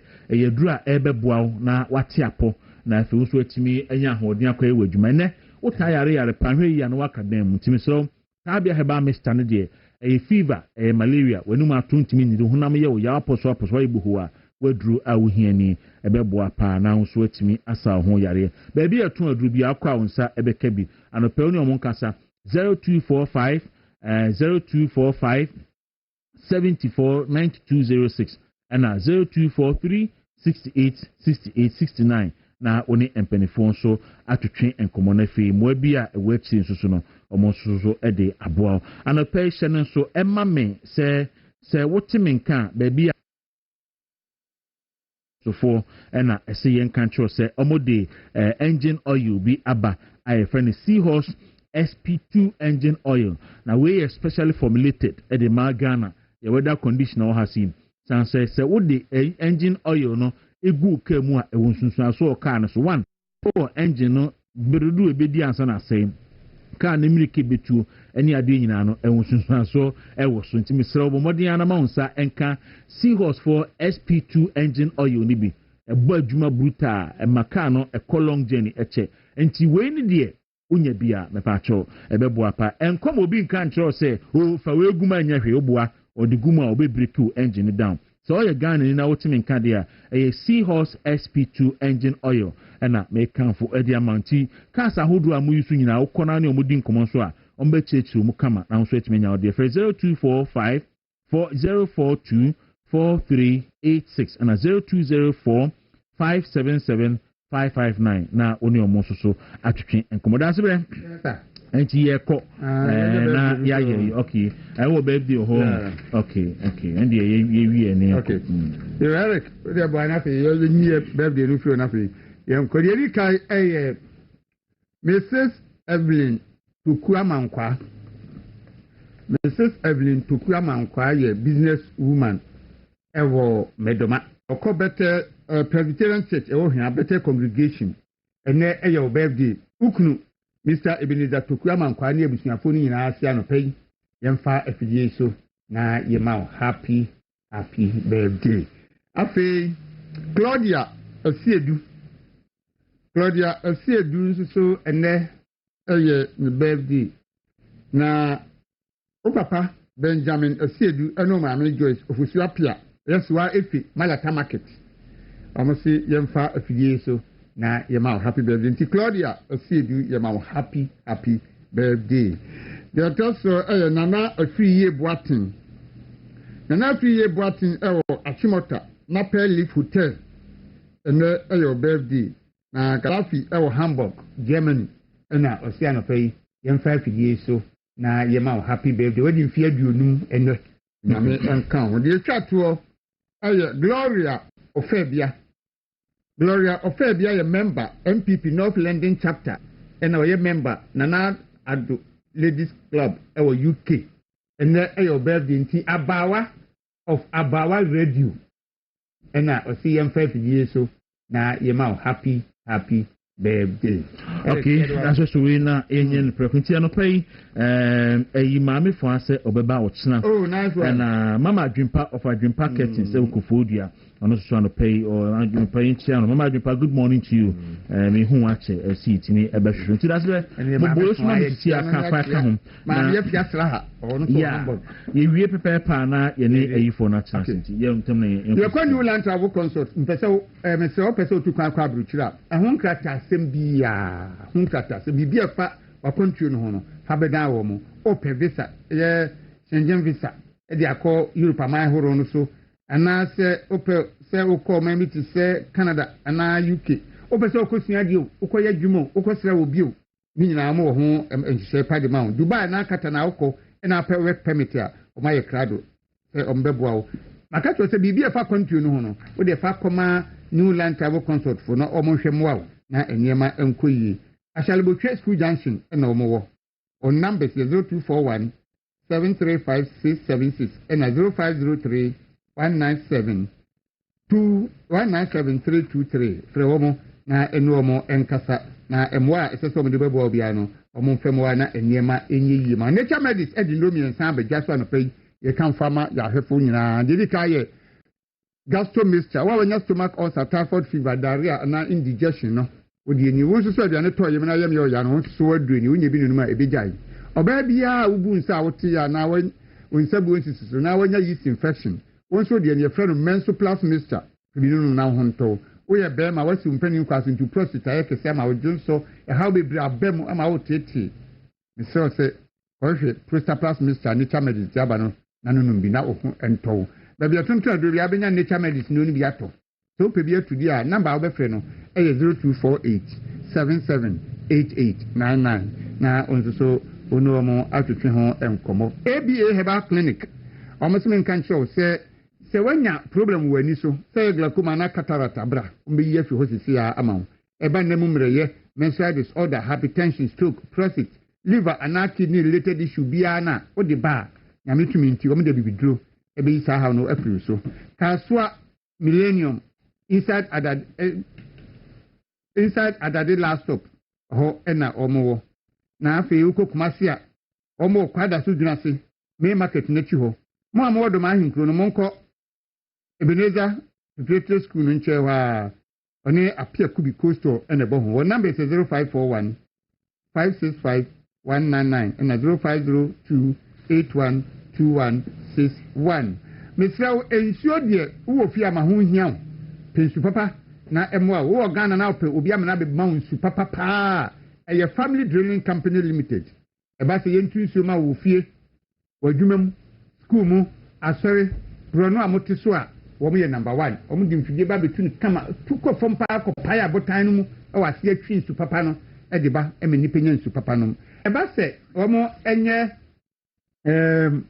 swimming pool a say ofie say hotel se mu ye Olympic stadium na be hia swimming pool kese se den a mo frɛ family drilling company limited for a ba be yama mo kama afei baga system construction o flash ya na ahye me dem say senka ban e ma ne ye nhye say fie bia mu ye nyu saa de ni bi na enka ya na be fie o ne e bra so say ye betwi mu bia face camera ne man so ne ba ho no nyina enya o be kama amount family drilling de wo mo adwuma efe o be fefe nso amount akra amasama no mo kuma so mo odum run about no so a na kofodua nso o be brat fm o number is 0244 144822 and 0240 333-111. Midima for Heba Hospital, Dr. Time da Susimin Control. Say, Oyare na hawono. Ono ni problem ye ba kope. Ye hanu anase di hiana ni se, obeyan kakra bedru na yar sabia ho. Na me yadu na bedru ho nko ade a. Peja on safe so na fa se dame nyame. Se waba ayare safi. Obefi ho no na de anigye e na ekro. Yare bia wo de beba bia nyame tumi nti on besa ama ho.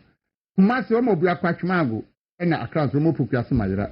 O number is 0244 774282 and 0245 616 336. Chocho Heba Industries and the Chocho Heba Cream Abai Dijari, a Chocho Heba Soap Dijari, and a Chocho Heba Cream, and the Chocho Royal Gel, Yetra, my own toy. When some air thing when anti papai, Chocho hand and food cream no name wow. Would you me why egg Jaffa, when you have to her product? Opesa Vidiana Personal to throw shen swap. Bring your chocho skin to nanubi. And I'm more to two mono, Mudi chocho bam, a bebo ama wato from Kama, Pop and Damat, Palace Mobachuna to task, printers, any supermarket be a benwa, bring us on pay the actor. I'm a Franco Tagri University College. Nakwaji a Juma Brefie. Or the young fast certificate in Befie, the Juma in the Befie, Jometro and San Juma, Oba, on far home to company biso, on far home to a band, so 24-hour economy, and I and fa. Maso Adani Jesse, and so, your degree, diploma, certificate, any short courses, our digital media and communication design, product design and entrepreneurship, fashion design technology, and idea design technology. But one more will be identified to work on to anybody view university and the different anymore.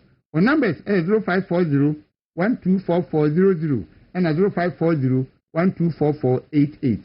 Victory Garlic Mixture, no pay me can farm a year papa. So you'll be out now to China 9 ITT, who are now say TT, Nunum Yai. Odranura went to me now, what drain ye? When you sit here with you, soon your money, you, Yapi Binum Ninjai, or Bow and Sabun in Sisua, what draw Binya in ye. There be a 20 Dubia, Okabina Victory Garlic Mixture. My own free victory, no. If the Garlic Mixture, a dozen, I will draft stores, I hold on. One here, I could be up in the amount. Who pay to now with Master PFA Pharmacy, Colina Keba, any Misty Heba Benyabi. Accra Repart Ventures or Kashi, anything at Tedeba so far, Benyabi or Honomo. Number 0242 545 633. Bad brain publication about time, or bad school on the Fapim any here. So to Fapim Pamanoa, you see the necessary and yet cry. Baby, a woman could any dictionary school in the dictionary of Fino, Yana in here, and Tiano a camp for bad brain publication, Woman who on a mount. Or more our preschool textbooks are in our crèche. That's any KG. About basic 1 to 6. If you are DHS textbooks, basic 7, 8, and 9. After SHS, general science, general as business, home economics, and visual arts in answer so our honomo. Kumas Homo Pancrono, La Posada Hotel, Natura. Our number is 0507 200 200 and 0241 520946. Accra, a new office building, Ashiye, Fulani Road, Amber Street. Number is 0509 822-399. Ufroma, unsa ebeka Tamale, Wanyamni, Islamic Senior High School, Kwano Swam. Number is 0509 822-372. And attack rabbit as a kite. On that can center in a bohon. Number is 0509 822-398. Oko Holswa, Barak Newtown, Pen Road.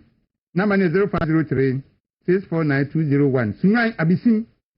Our Catholic Secretariat, Nature Honma, on number 0201 678-333. Kofodia new branch, Nami Krum, Oben Nana or MA School, number 0557 105 566. And as if you also, new branch, Tanoso, or Beulah Gardens, Chihonmo, number 0205 471 012.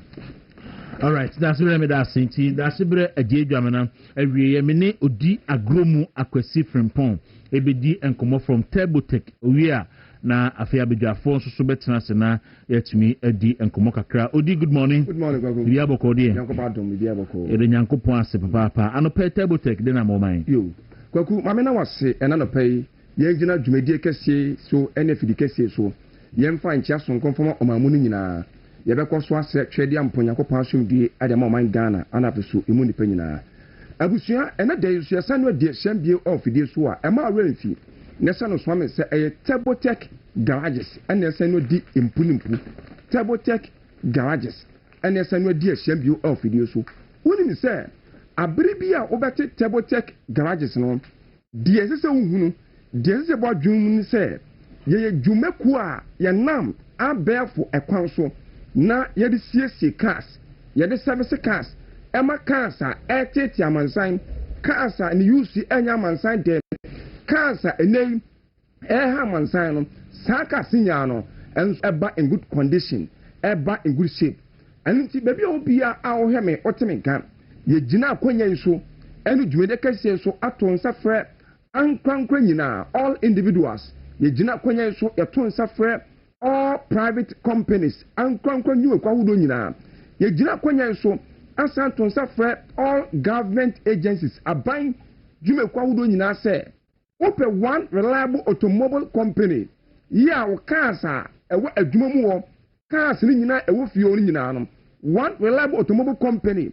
yi a wobɛtumi saa cars nyinaa ahyɛ mo nsa na afei ahwɛ na afei yɛtumi asiesie yɛasɛbese ama cars nyinaa aba in good condition aba in good shape a mebatwɛw ɛno ara ne Tabotech garages menu kasa yi wonim sɛ yɛakɔfa the state of the art of digital equipment aba saa mfidie yi ɛyɛ modern ɛyɛ current ɛyɛ standard na mfidie ɛyɛ mfidie a ɛno ɛna ɛboa Tabotech garages ama fault bia a ɛwɔ ɔkan no mu ɔhaw bi a ɛwɔ ɔkan no mu yɛn nti amaka ne use ɛnyɛ wo dɛ amaka no kɔ apake dɛ si baabi no saa mfidie yi ɛboa ama etimi de tete saa fault no ɛwɔ ɔkan no mu ansa na ntempaa ne tuma sɔn aboa ama bia nso etimi akama ɛde ama wo menu ka sɛ mfidie no ɛyɛ mfidie a ɛyɛ current ɛyɛ modern and standard yɛ a ɛboan ama fault bia a ɛwɔ ɔkan no mu no yɛtumi sɔn ntɛntɛntɛntɛm so ɛde ma wo ama bia nso tumi akama ɛde ma wo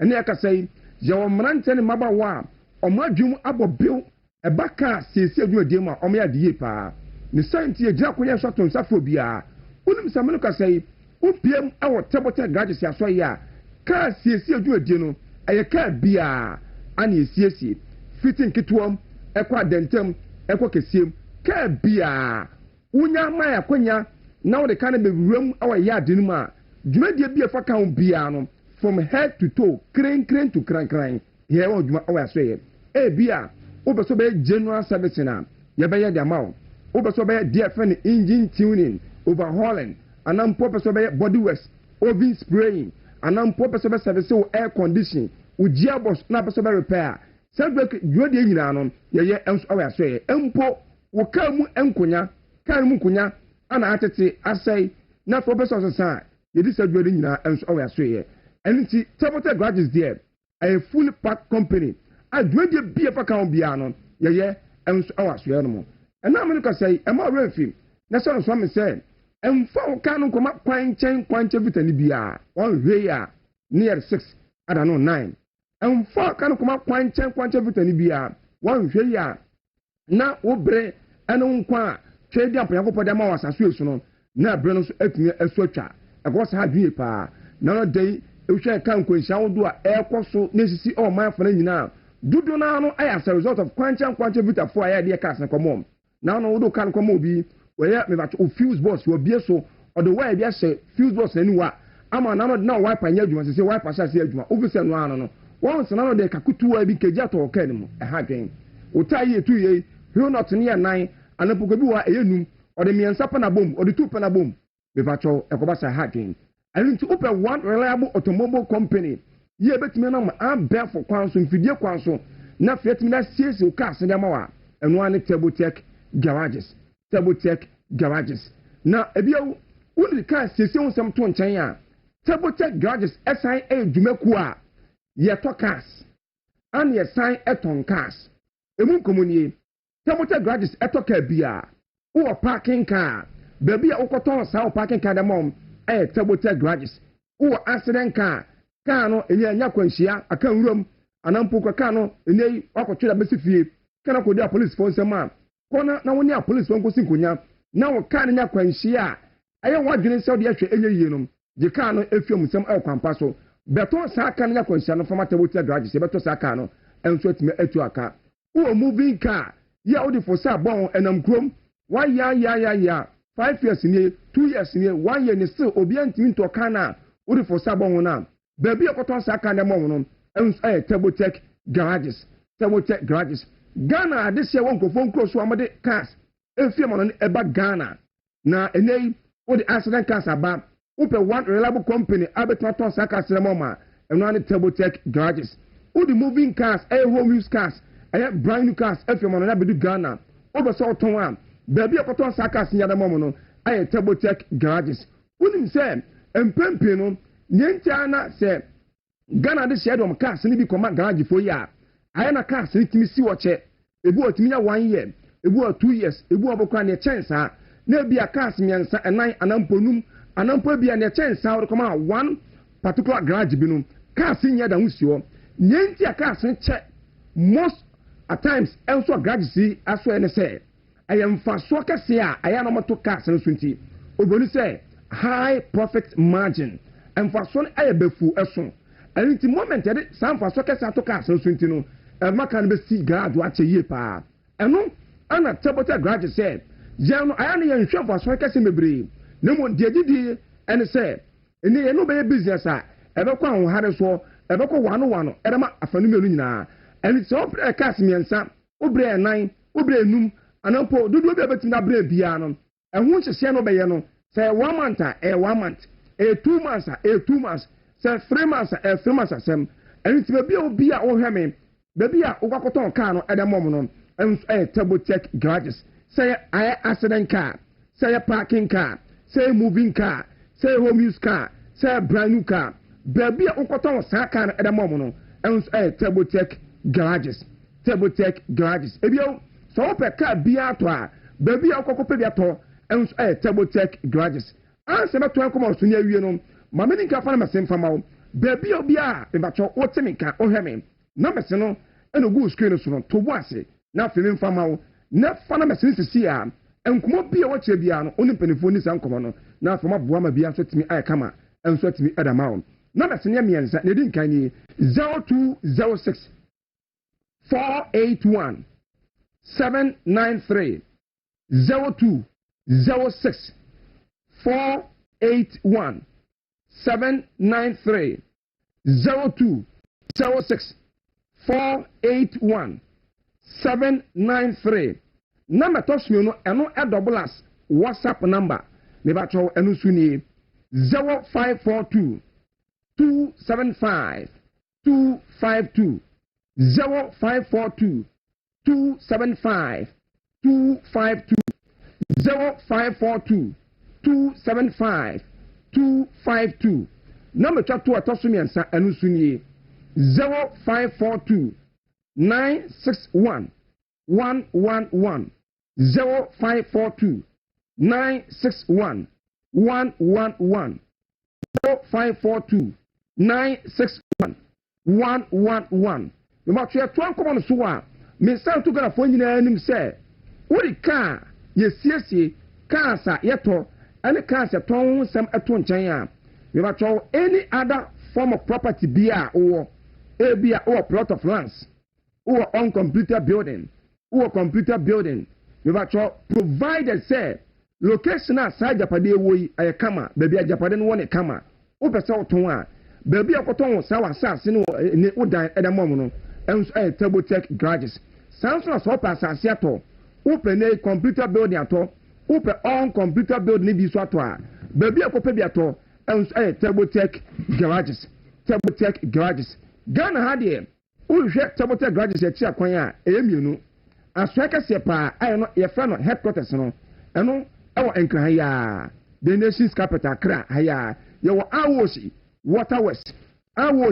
waterwest honum ana me bato ebutuo na udo chem enso asantemantam kropon kumase a yɛwɔ ahodo runabout na wodo ahodo runabout a yɛwɔ in between Georgia Hotel and Gitco office no entifiti a Georgia Hotel na na mani mo no ma ko nu kakra yɛwɔ in between Georgia Hotel no and Gitco office no ɛwɔ ahodo runabout o Kumasi yɛyɛ adwuma fiti juada ɛkɔpɛ memeneda Monday to Saturday ana yɛyɛ adwuma abraba anopa na wɔtwe 8 am ɛkɔpɛ nwunu nsia 6 pm na fia pɔn yana ma se bioni na fia nkɔmɔ no ɛnɛ ɛmfansi 0206 481 793 0206 481 793 number toshimi no adoblas WhatsApp number me ba cho enu suni 0542 275 252 0542 275 252 number chato ensuni 0542 961 111 0542 961 111 baby a ukoton wo parking car uton wasren car moving car home use car brand new car senda momo no Tabotech garages Kwaku menso medase papa abusua ye kofa medimafo enkrato ne nkrato kakra bi aka ye ba ye ni abadwufo beksan se din kuma nko baby ya ba sisia ma memfa akwanya we so na memfa enche mo den emfama Ghana ni bia eni titiru wo no mo ba medimafo ye ba hospital ba bagia yarehwe na wo no mo ho ato wo no nyina ma menche wo no afei wo no so a omugu so eja yaresa o medimafo ba hospital so ma menche wo no ena no pay enso ni tuto se ya na omu beba no ya na ye den ba me kan kire o se enso tuto se no bomodin a se wo beba wo so je aduro obeje aduro san se ebra doctor dia show no sarabe ya ho ebetimi ato na ya na empempi no so no na ya na ye ka se abo apesa se adidi kwan ohwe enwa eno nti se wo se okọ ha ne kuma ase no okodidi no san ba apesa be kwa akodidi na wasan so aba isa se wo se adidi kwan ohwe enwa da biara da medimafo ba hospital na no pay ye no edi enkomo no na enkomo ye no de nyina na se be ya obenya yaresa ewo nipaduanum na afi o ha biara atu atose wo nipaduanum na wori akina wunya no aduro no oba medimafo a onyame enam ne tumi so ene na ho odi a odi ama Dr. Tam da so say awie bremu amfa yarasam famma obi da obepiem ewo poku ase mayira obi obepiem okuma se abua kwa atwoma ago school junction obi biara obepiem awo takwa bogoso junction na wa beja yarasa no ne ho ebetimi atono na yarwa ho dododo na obi ho sie na ya motena se me yare ne de mo nka ho ase maame papa me niaba yare no anya se bia ya nka ho ase ye ba ha ye be kai wo se to na mo na bra me dimafo ba hospital na ayarasa be ya odia ne mo yare mi o ha bo so bebra wa hwe ya oto kra no akoma bo periperi wa bo so wa hwe ya na ayam hihye nti watu na nanum ewansi aduya mpesa saade na beto ntini ase bra medimafo ba hospital na oba ye wan hwe oni padua ma ha se o how ben ana ato o how ben na atete o how ben na woni padua no ntia oni padua no entimi nya abotoye manase oni padua no entimi enya asetena pamfa mawo na ontimi enso mobra obi na nte kakra na wabre obi na nte kakra bo se na koma no na ebone periperi obi na nte be 15 minutes obi gina fa ko be 30 to 45 minutes ansan wato na nte no san so wabre o so akoma no timi ya adwuma na ya na mpempi no cholesterol anti na agini pedia na fa bi obo so wuntini no mwasisi emoje wo setimi die afrisane wo ni pedia no entumi enni saa afrisane no anunti no na a blocky veins ahodo a ewo se emoja no fam artist ahodo a woni padua no nyina obo se fact ni ade na asisi kwan ni nyina bra medimafo ba hospital na yentu sa o hawo na se emma oba medimafo a ye scan bia bi o ho lab ahodo bia ye o medimafo ba hospital na afei ya hwehwe oni padua no obi o aya na ensese e ma na duro kra eno nti so ye ni pasa oba bi o ha wo hia massage keke massage no enya afa na bia oba ya ma be ma bia ko massage da bi enya na sa o medima for ba hospital onyame aka say so man nya nim dia man betimi akora nim enti so nipa so nya nim dia obetimi anya ahodo bebre erunti machines ahodo medima for ba hospital oba ya ma me papa me ba me be ma ye ti otram a what personal possible be biara what's a machine no and massage no ebe massage ne kama afabo so free munsi from no na ho ato na wo hia se ebe mo aduro e na wo hia so se ebe ka kira se machine area massage no ye charge o medima for ba hospital sa mi o ma we no nyina e ka benefit a o ba medima for ba hospital aba ba ja yara hwe e ka ho na oba me mo bi bobu sa say memmo me ho sen mo ba me dimo fo ba hospital tie me ye pa oba yar sabia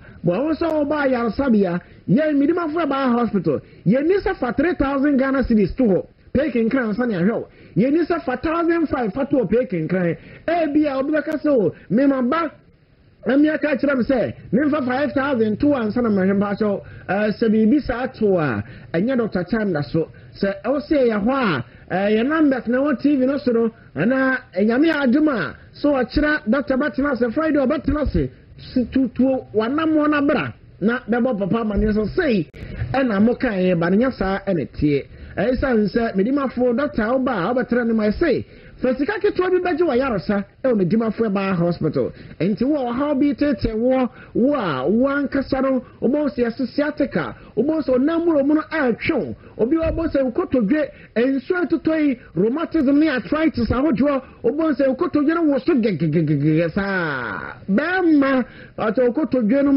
anim ta wo so sa e wasanka bra waduru si anim no na wo so ukotodwe no anim time wo so na afa utumi ya adwuma nya bra wunyante bi niye na okoto dwanim wo so obi si o nyame aduma mpese me ba for appointment me di me ba na pato me ma for ba hospital appointment no ye no 200 Ghana cedis pe na odi book appointment o ye ntese adesa person book appointment with Dr. Beka so day where the doctor mo and to book appointment I guess 1000 Ghana cedis 1500 Ghana cedis macho be di ba for ntesa 200 Ghana cedis and how the book appointment no ba be share Dr. Time that so now fe won what na say na won we din ko mo wi a onye nya so fiti ya no mo aduro afei ana won se hwe ni pede no mo say wasam a obeka ye no sa na tie woni pede no mana yare no akotwetwe yare no nkura bata ahodo de aba esa kwan no so no ne amo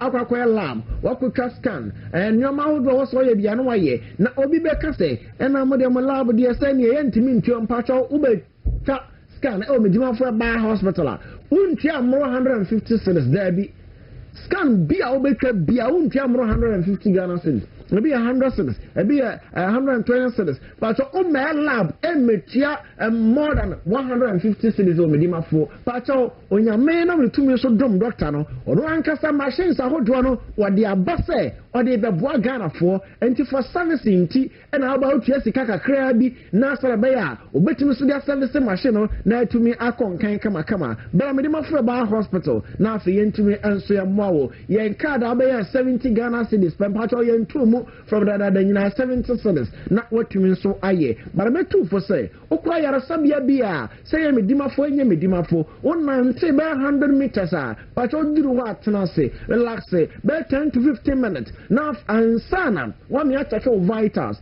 e dia ma na afi bibia timi akoso e dia ma opeso book appointment no shen Dr. Nyame aduma Friday a 0591 202375 appointment over person be share doctor no number be free 0591 202375 on appointment now for share doctor and so to say be my own duro but men kon kono no mnyiro bia oba medima fo a ya chake omu o system no ni ahwa se wo amoode no se na sigina eye se moja na entimi mpompim famma entini na e wo be ma no mu no na entimi mu adwuma na afei ya hwe amoduro ana asa hoje na efrifa infections ahodo nti na be ma no entimi anya adwuma na obi o se ni sisi obo se mutimi karasa osi from Africa mo ntimi nante oba e be cheke e bi wana virus ahodo ana se infections ahodo omom ebe tena osisi musa no matokosiagum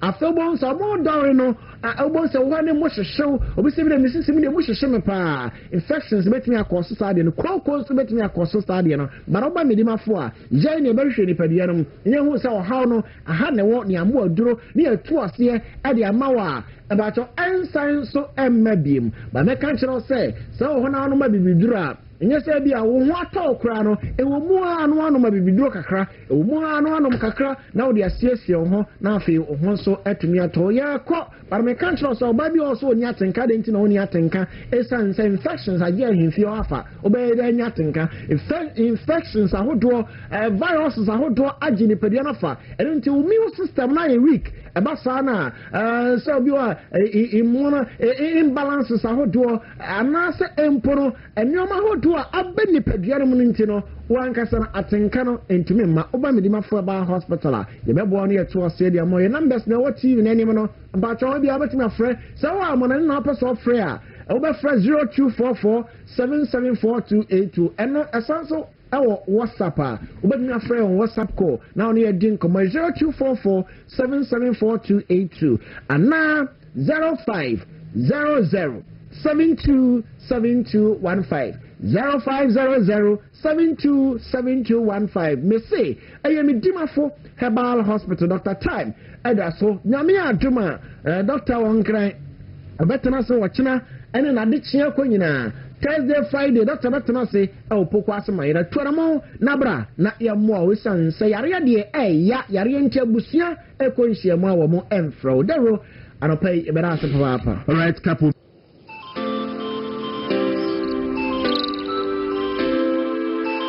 Tribunal bill stop harassing kana hye isi kana hye namboa wa hye na se yetimi dia no ma no kodi achama huntumi awurade nka ne ho baabi owo bia no mana ho de keke why na men nka ne ho baabi owo bia na some prisoners no so no se omo so omo nya pani pa be komo bibi abaye last week chairman mi mo omo de banka ba gumen justice ni nema ekoma prisoners no last week me chairman me toto justice wadam ni nyina so bu ya papa any boss ni akoma omo so na odon bobo obo how fit he will be emre nyame de ni kosi on se dru ba bia odo kosi no aye hye pan so de aye de amount nti ye pese on firimu no onkoda ba bi kakra saa ne ye hu onkoda ba bi kakra na mesre wani diem se de na ano ye no saa na ensuo no se de mu na ye hye ye toy no saa na ebete nso am ye hu fom ba to ti ase eti se to no ante ade akya be hu fom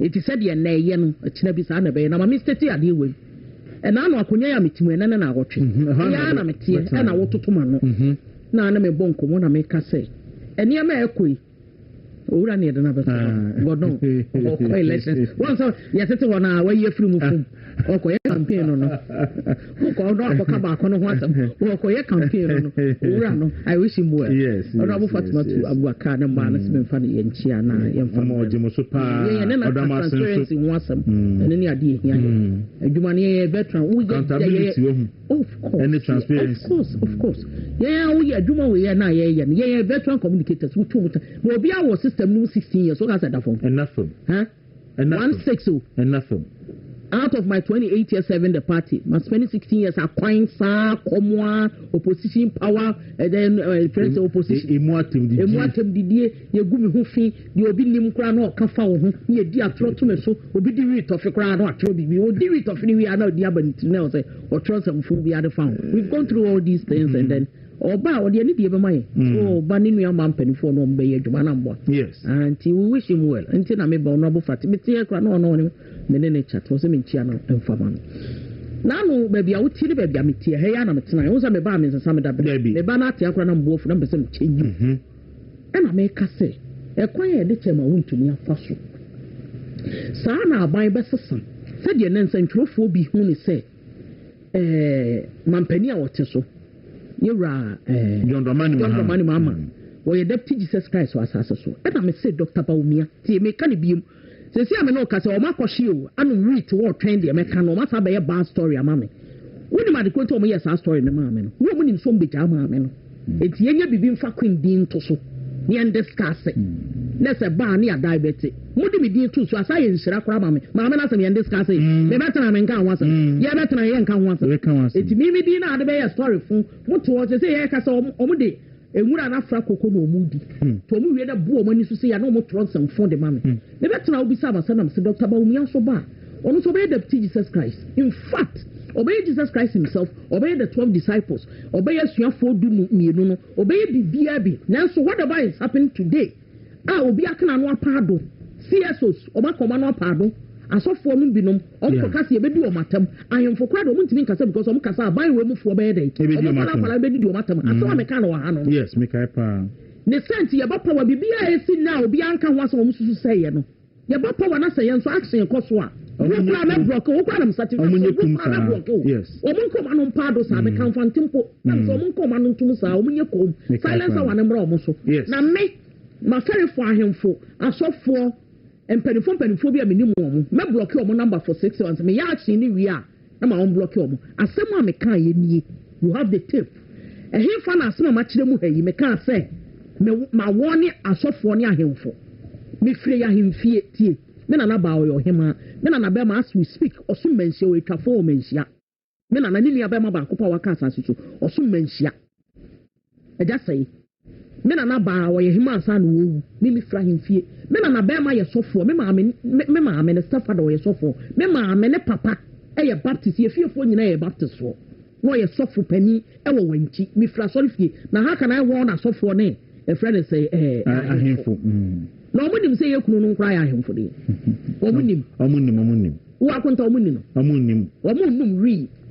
wo hyede mo hye na omu ri a o ma de me dia ba ba ye example no ma tro na o ma ye story ato so what ya say na na no me titite no owura bi ne so ato o ye me hu nipa ti be frɛ no sɛ ne nkra no onim so mu di wi tofe ye story fun ni tietie movie sana website bi o mo hye Nigeria ha omo so hye no mo ne bukara mfo no kosa no mo di omo sa ufun wi a no ma say story ama me say me nua kuma miracles me so ye krom can you imagine na so me hu sa you know na wa bra me no ya adwuma ye ne ye free city region ye ba ken no ya ba before ne aba maka saka se fini bi wo radio so da to mo trase a di wi to fini wi a omo hwe ko na anim omo se ye nya story ya ye pobi a ye ni bata ho e en nya me betu omo ka me da me come about so de anya asam kito say me won ni asofo no mo di bia me free do they know my background the fact that we are working for a political party doesn't mean say we are just ordinary person here na mo I come from me fra sorry fie we do sorry fie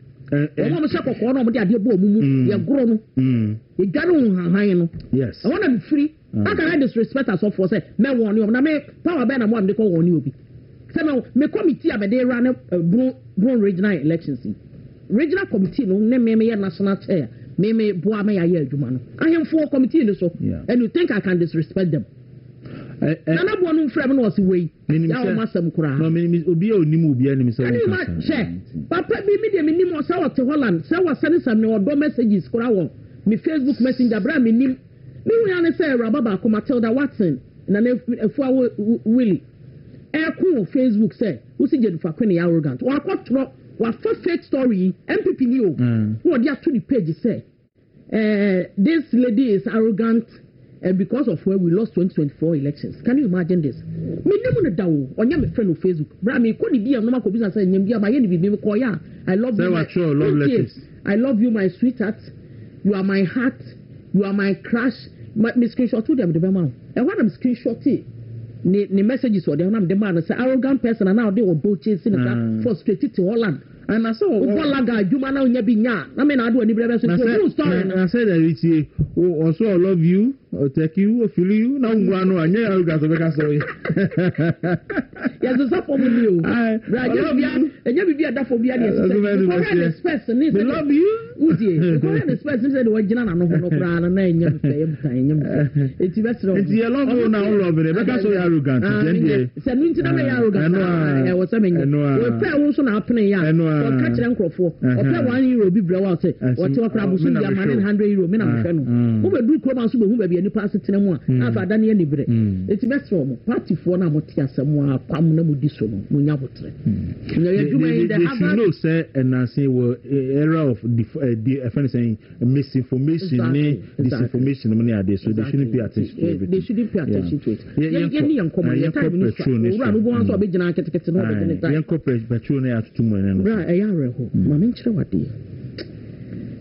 the new patriotic party who come by Bobia now Sibia Mayawati. The Yamen say one party no so no you can't go for any they be a Macassa MPP. The fact that me MPP member and Namsum Tiakonya even in opposition Timmy one for the new patriotic party Akonya Ma Mesa Messom. In fact, Omuji Yatum Class say Yamedom Amadukono. Now what a prompt watching enemy to the party for now. Over the court to say, yeah, running internal elections. Yamo be Okita party card, Yametubi. Yeah. Now, and this form for card, me will metia candidate more. Omkazi grown. Then I buy the test camera. I would know minister next week ever discussing. I mean, next week ever discussing. Yet to Krumha, young cabin shim, you buy no mind not to tell person, then yet cry. Then 2017 winning now. September 3 such as shall we shall see acquire ye way, you buy a continuum over 2 million. Bounty agencies in ministries, and you might create your may friend. Maybe one question I answer to me a politician. Say, as I see a chicken for jelly or more time tea. And yet, see a meaning. To the extent that a deputy general secretary workers or did man penny in a yata may be a trouble to Yachina.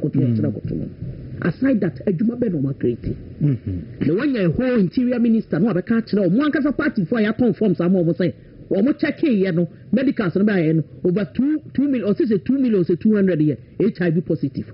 I'm ending this phone call and yet, or more, your friend say, or more blood way. Almost status the about to TikTok say me feeling form ni makoya medicals me HIV positive minister na go money mase apart from sansa mama kan nyina no adwuma be pa no mo so ma create e bi ni ho so who say contractor wo kwan so ye kwan a MPP time ye adwuma because Abuja de bia won de mebo na baso Abuja buy no see adwuma bia the past government de mawo e ya kwan yie so ye kwan mantamu sa highway no or yena bra beju sika eno kwa de sa minister no bra metena se bia metena se obu asan ko beja ba na nkrofo surprisingly the oman timi am oman to so omjema o mu nua no o mu nkrofo no ada ho o mu nya me no ka se me fie dem ya good fresh se si amene odi nkomo what man say ya good fresh nti aboja pe no metimi aka se eno kra nya adwuma ma create o adwuma ya osusu se so o mu gi free contractors in some way better who say because in the for the board the more no more ntimi anyane ade wasi su bi ono ankasa kokwan so tade na ono abo amakwata eye apart from that pinpoint ade ba ko a wo da wo Kwaku beti aka chem say o Jennifer so aka de o mba ya ha no maye o ma create adwuma no ma fa nipa do say no ma ya apart from so mo chichi nipa ye and na o so mo nya adwuma ma ya adwuma mo ma adwuma ma ye no wo so bi ase atufu amu wo so bi atu LPG mu and mo ma sika so akoton kwa bere mpa cho me bo ha na me keka ba no wa ya ade wo so bi o mo tu diesel mu ana mbo say diesel ye 18 point something 19 edu after no na de ton 20 e bi ton 20 ya ti ha o ni e buy no minus say ye pejo main katanga kadada ni ye hu fira he mafum sa na danka de katranka dada na ya kabia sem fie miensa echi covid kodi ewu wow ebe wuraye o se kadi pa nyina gu dem a doctor for ya anya omodwuma ti o ye mo mu ja o taxis tia Ghana for so in true a mu twa to MPP for so and so mu di win election na it presupposes say party ni sign can who biom and me na Facebook na me who madam for be post usually onye politician asema okaje me say munko vo no mu wi adodo na intro a mo kafa mo ho no ebie ni wa mutumi explaining mo ho the president travel campaign okudeta black Kwaku jina it was massive but and then me no ka say president mamo use private jet and now use it then asesa PDS almost a campaign said there was corruption. Meanwhile, MPP are buying an car say they be send the econo. Monfa Bibia and place you on hold. Almost the year the teacher Dr. Mahambia Kong. You could see say. And there, among us on beton PDS. And among us on Muton ECG. The same people started in the sales of Smith. Yeah. Smith Hotel, Omoka says Smith Hotel. M1. Now, Smith making losses. Almost ye okude to ethnic sentiment against the MPP. Any crime for him for no will of my moon now demonstration. Etia, Brian, say Obabeto, me pato and just Smith, almost a strategic investor and as almost here. So what changed? And again, Vaku crap. And the Vaku and Kamikosi, they should publish Vaku almost accounting records plan acquiring. Banco for we control at the two parties so at the two MPP so Emma communications so Emma say you to me and you to me and you one I'm a Ghana fool who saying some no more canning any credit. Emma with the yard the election Emma people are among your political those days. They are all blaming MPP say MPP no was too much. Now then a buyer or the free SHS buy a buyer of which you are nursing training allowance. And then as I buy you lose election to be or see or then go how is that possible? Just because the party refused see idea best communicators be go about in a different this and so now on the two Ghana force. Today we are seeing a certain win and we are seeing new faces in the communication team. Our mobile push the agenda. Our mobile no meji sound so now we chat editor yes or no and they did same so Bekaya. In 2008, during President Kufuor time, in Kufuor Hotel, Kufuor Diwawa, Samuel Mana, no did that Ghana for into Akola when you're 18 years and that one be Kufuor time. Kufuor the free maternal care buy, yeah. Kufuor the free health insurance buy. Ni neti in Kufuor is a don man here for Chief Kufuor Koto Hotel. Obia what Bonnie Brown. You see Chief Kufuor Koto Hotel. Chief Kufuor. Na wa bobra aye adwuma yes na onye ska koto hotel no nya ndisi fokan ene djoma ama ba e fene sharaf no adwuma ben no obi ani adwuma wa yeda ono to me e di Joshua himfa e bagana e mo no de mi yanka he yanka bibi wa ha ayi banking sector clean up e course yi onye nsem kofu e ya de betechire MPP for kon mi wa mama breso and a bar says Mungu banks. Moody loan, a UT bank I'm wabbing. We had an interview now. I see engineers and planners, company belonging to John Dramani and Mahamania. And then almost 320 million Ghana. A jata and a cobos Abisiano too. I see companies jata a cement. At a point, he has to call John Mahama and say, Mr. President, me pacho. And no Nian Casa Nuntia is Sikamai. It was he saying. Omokaja say no any private business into no to me found an better private management and then there was going on and my bank say good yeah and my money better can party with ya merchant bank similar thing yeah but you mean you bar power na see am no kasi there is an opportunity and then what to me who say mines akesi nyina is been covenant for Unicredit na wa higher Unicredit they couldn't pay the depositors money by and there abanse say covenant for to me the mines yeah the mine bank went to me ahwesu but when yeska nkofa depositors ke akokọ no went to me ntia mobile yesi open the defense because he has a case to answer mobile ma filing only prosecute in all the cases and the covenant before a man for depositors are going to mean to and then on no one mining a year more concession national is I say you should take care of one of the mining sectors. When Mudina Haka say MPP Ebokrono. Imagine say Kedufuriata data bank, Omoya bank. But MPP trust NDC trustee Adiana me be feel say Kedufuriata a good banks because on no our bank and MOD good bank. But meanwhile data bank and your bank. They are investment bank, but they are not much Ghana for. In the area, and I think the communication energy now, those almost TikTokers, almost among for the phones, you almost with the President Kufuor attempt President Kufuor say mon fanchom. Only members about hobby. But see, NDC4 they were able to securitize some of the issues against the party, but MPP has not been able to do it well. And I think because of the internal process at air unity. So the hope is that by the time a party will go through internal process, now we national executive say the party will now be able to mobilize and go for the battle ahead, because a very difficult battle, especially when Ghana first still not believe in the propaganda NDC for years. Now, among fan chair MPP for. Yes, it's right. Propaganda and cause to the extent that a didn't petri them. Well, now na yenhwe omuna aspire to be the future leaders of this party. Any baby on person of the party Nikoni. What constituency senses here? So far, no, my visited 3 constituencies. 3 plus 1. 3 plus 1. Because Ablukumanov de mi home. Okay. Now when you late here. Maybe me late. Okay. Because I'm in touch with all the constituencies. Okay. In the way a final lap I do groom. In general, no me call Adan. Okay.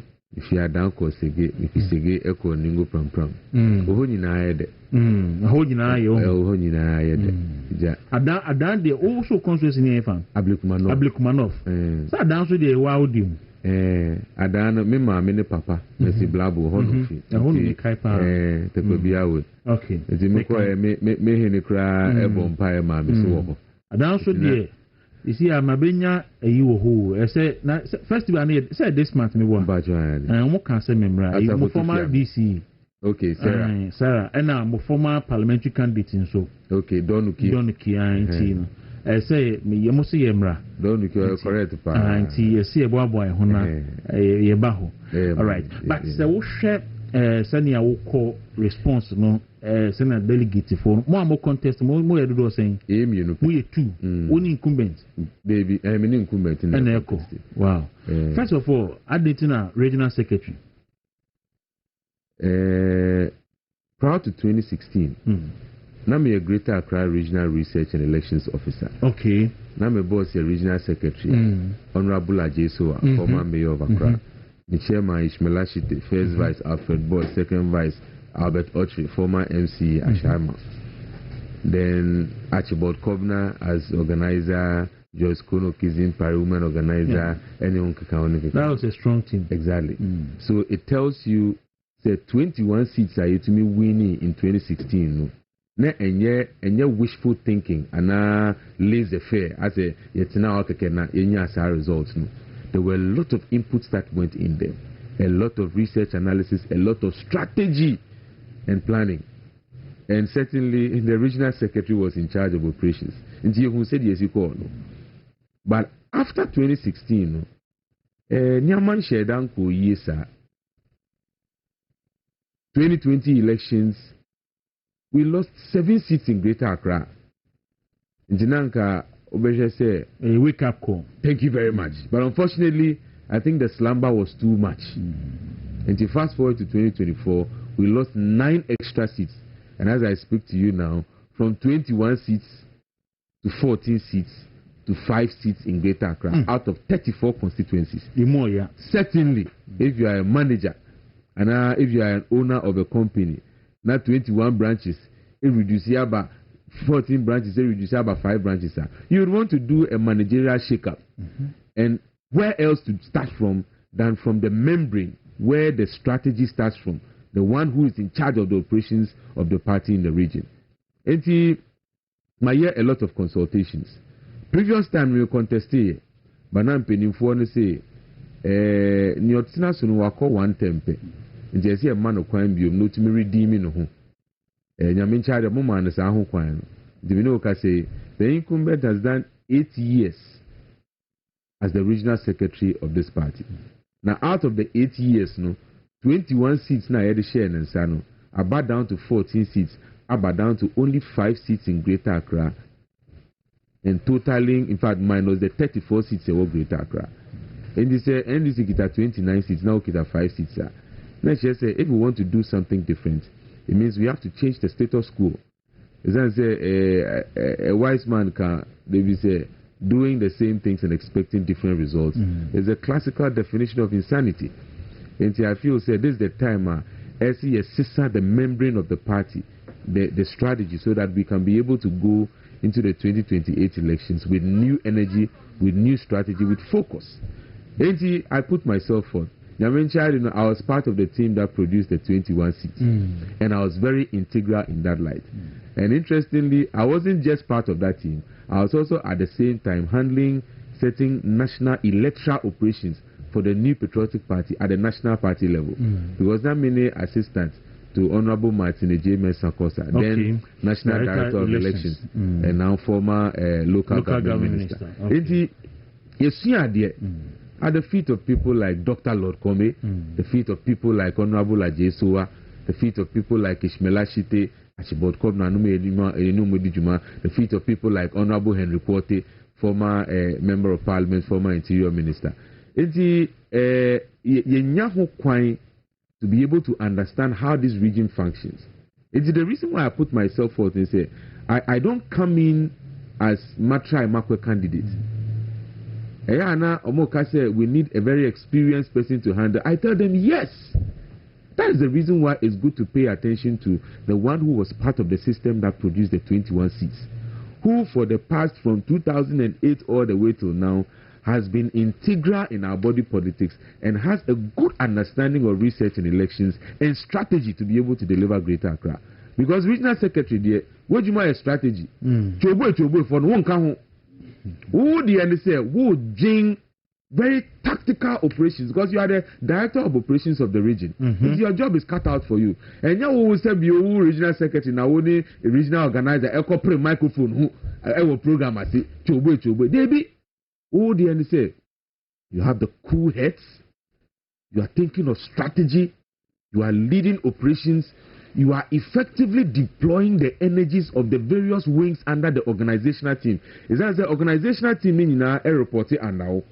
It's youth wing, national wing, women's wing. They are reporting to the organization wing, which is under the regional organizer and also ably supported by the deputy assistant organizer, deputy organizer mechanism. Yeah. And also under you is research and elections and also communications. You are actually the membrane of the region. In fact, the regional chairman becomes the father of the region. Opening the ana ejadie or not national say bibia come a koku. You making sure say everything is functioning in the global space or no engaging penny for the national party to make sure say policies now national bano. The regional party is also following suit and they are able to be accountable to the national party. But you as the regional secretary, you are the brain of the operations in the party. It is strategy because it is from the regional secretary. That's the reason why up till now we hail people like Ni Aitebuafu, the first secretary of the Greater Accra region. We hail people like Honorable Mohammed Ajesoa. Because strategy here, Juma. In the 2016 elections, I ran up to the 2016 elections. We went to every constituency, understood their local dynamics, and were able to plan with them to have targeting for results I are expecting in that constituency. And the year 2016 elections, we knew seats that we knew said we were going to win those seats. Even though we targeted about 19 seats, every year 2016 elections, we had 21 seats in Greater Accra. It was no wishful thinking. But going into the 2020 elections, I'm Banasa. Now, I was part of that executive team. Which one? The 2021? 2021. Okay, National Payroll Bank. Thank you very much. I take responsibility for it. Now, I'm a regional research and elections officer. Okay, this is 2016 elections. And I'm coming here now, my government appointee, Accra Metropolitan Assembly. My son, I could be FNA chairman. And now I was just going to focus on also supporting the mayor to succeed as the mayor of Accra. But after the elections, the team may want to say, why? And BBR course, which my hucha in this idea, I saw Twaso, said to me, Abwa going forward. But the way things went, I worked with Honorable Ajesoa and I worked with the incumbent secretary. That's when I realized, Greater Accra needs to be rescued. In fact, that's the reason why I put myself forth to contest in the previous elections. Because minim said you see here now, you have 21 seats in Greater Accra. We didn't do that in 2020. Moye ne saying. Who said betray mu? If you have a detailed strategy, it been done idea NDC for na ya omuta tiu pa. Omo ye said ya omaso ni anso omaso da pa. And when it comes to strategy, I don't share it on open radio. But when I meet the constituents, I make them know. And internet the baby a clote be fa no, wo dey check it. Constituency bi amafa ono fi mechina bisa wo ho se na clote no muhu ne sen. Omeka che osade a o kire no, enye campaign no ye no, wa hye training na se ye dey 2028 elections no. I have a strategic plan for the women's wing, same for the youth wing, same for the national organization team, also for the regional organization team as well. I speak about research, I speak about elections, and I speak about communications. How we can be able to modernize and change the way of our communication. Communication. But this is just one ambit of the communication. There are other major facets which can be able to pay attention to the portals where the electors are listening to. Unia can say last election, for instance, propaganda no was so much say party name could entime respond. We can say be a non idea too wo executives say oh na e be entime achieve the expected outcome. So once upon a time, University of Ghana FRM, Political Science Department, normal year research, and I appeared before them and gave them a detailed reason why what happened in the 2020 elections happened. It's not lost on me.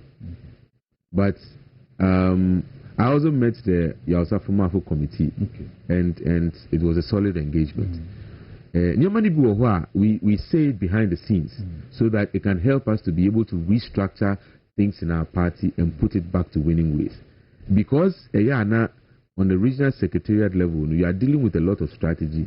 You wouldn't have us talking so much. But when it comes to communication matters, I said, I will not play the ostrich.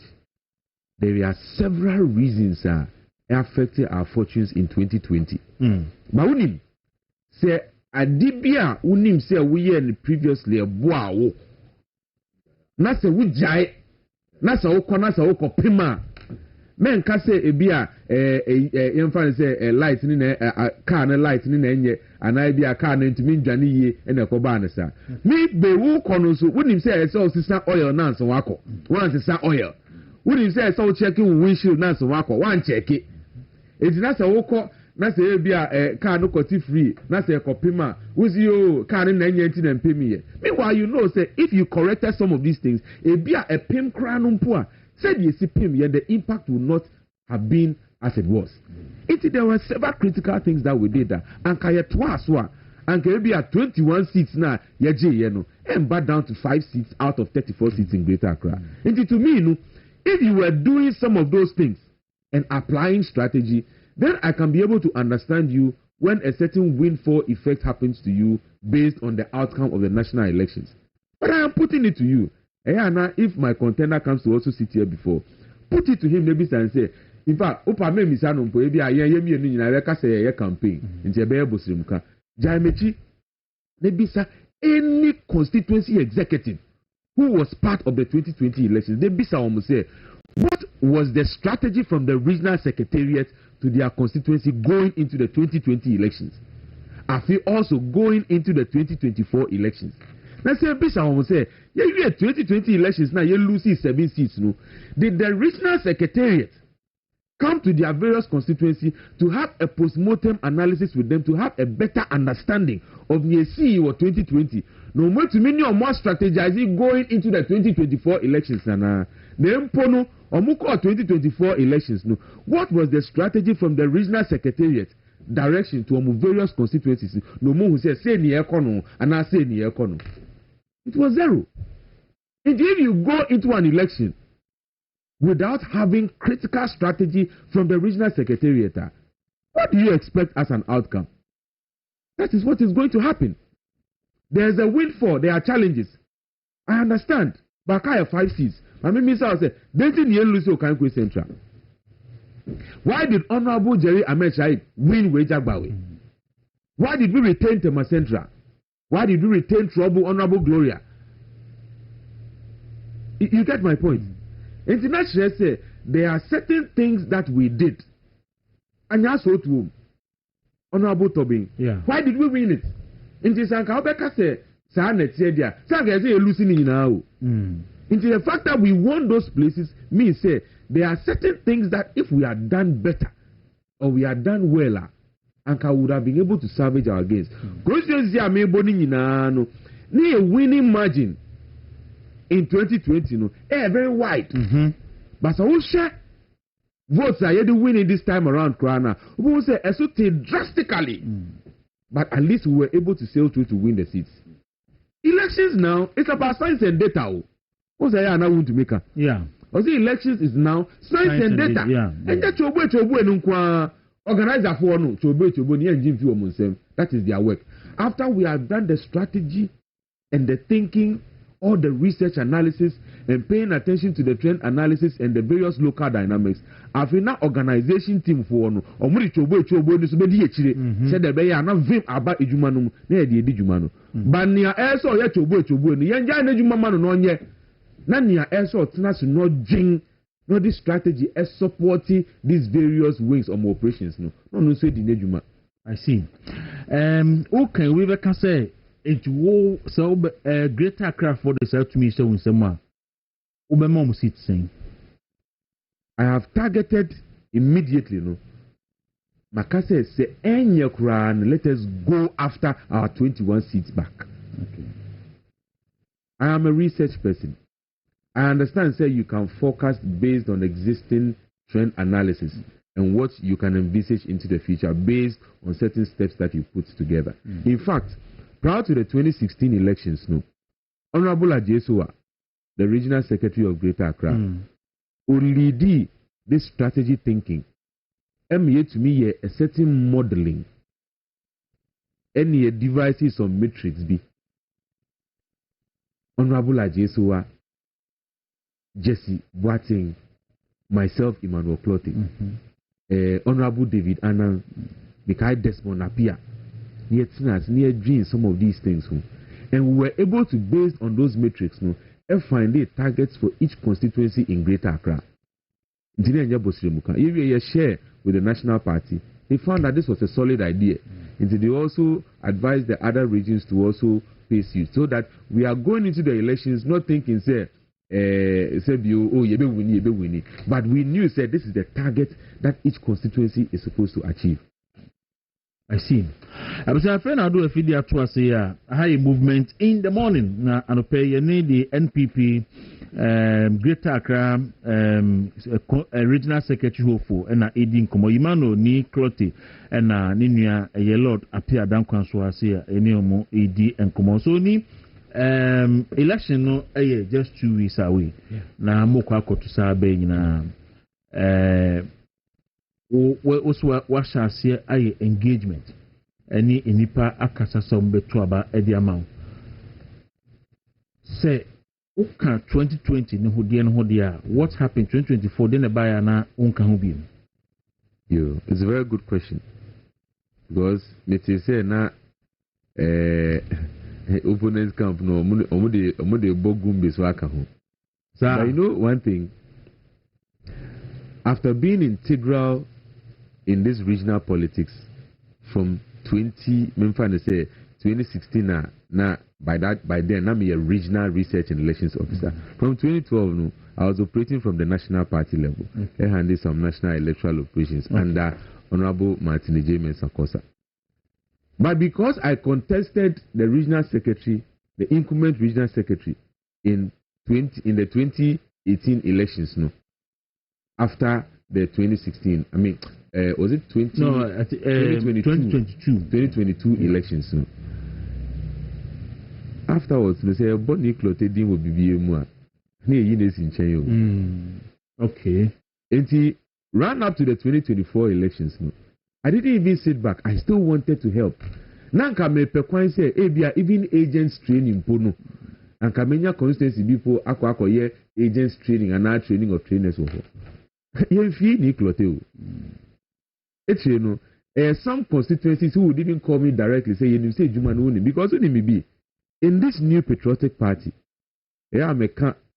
Even in a humbling way. Yeah.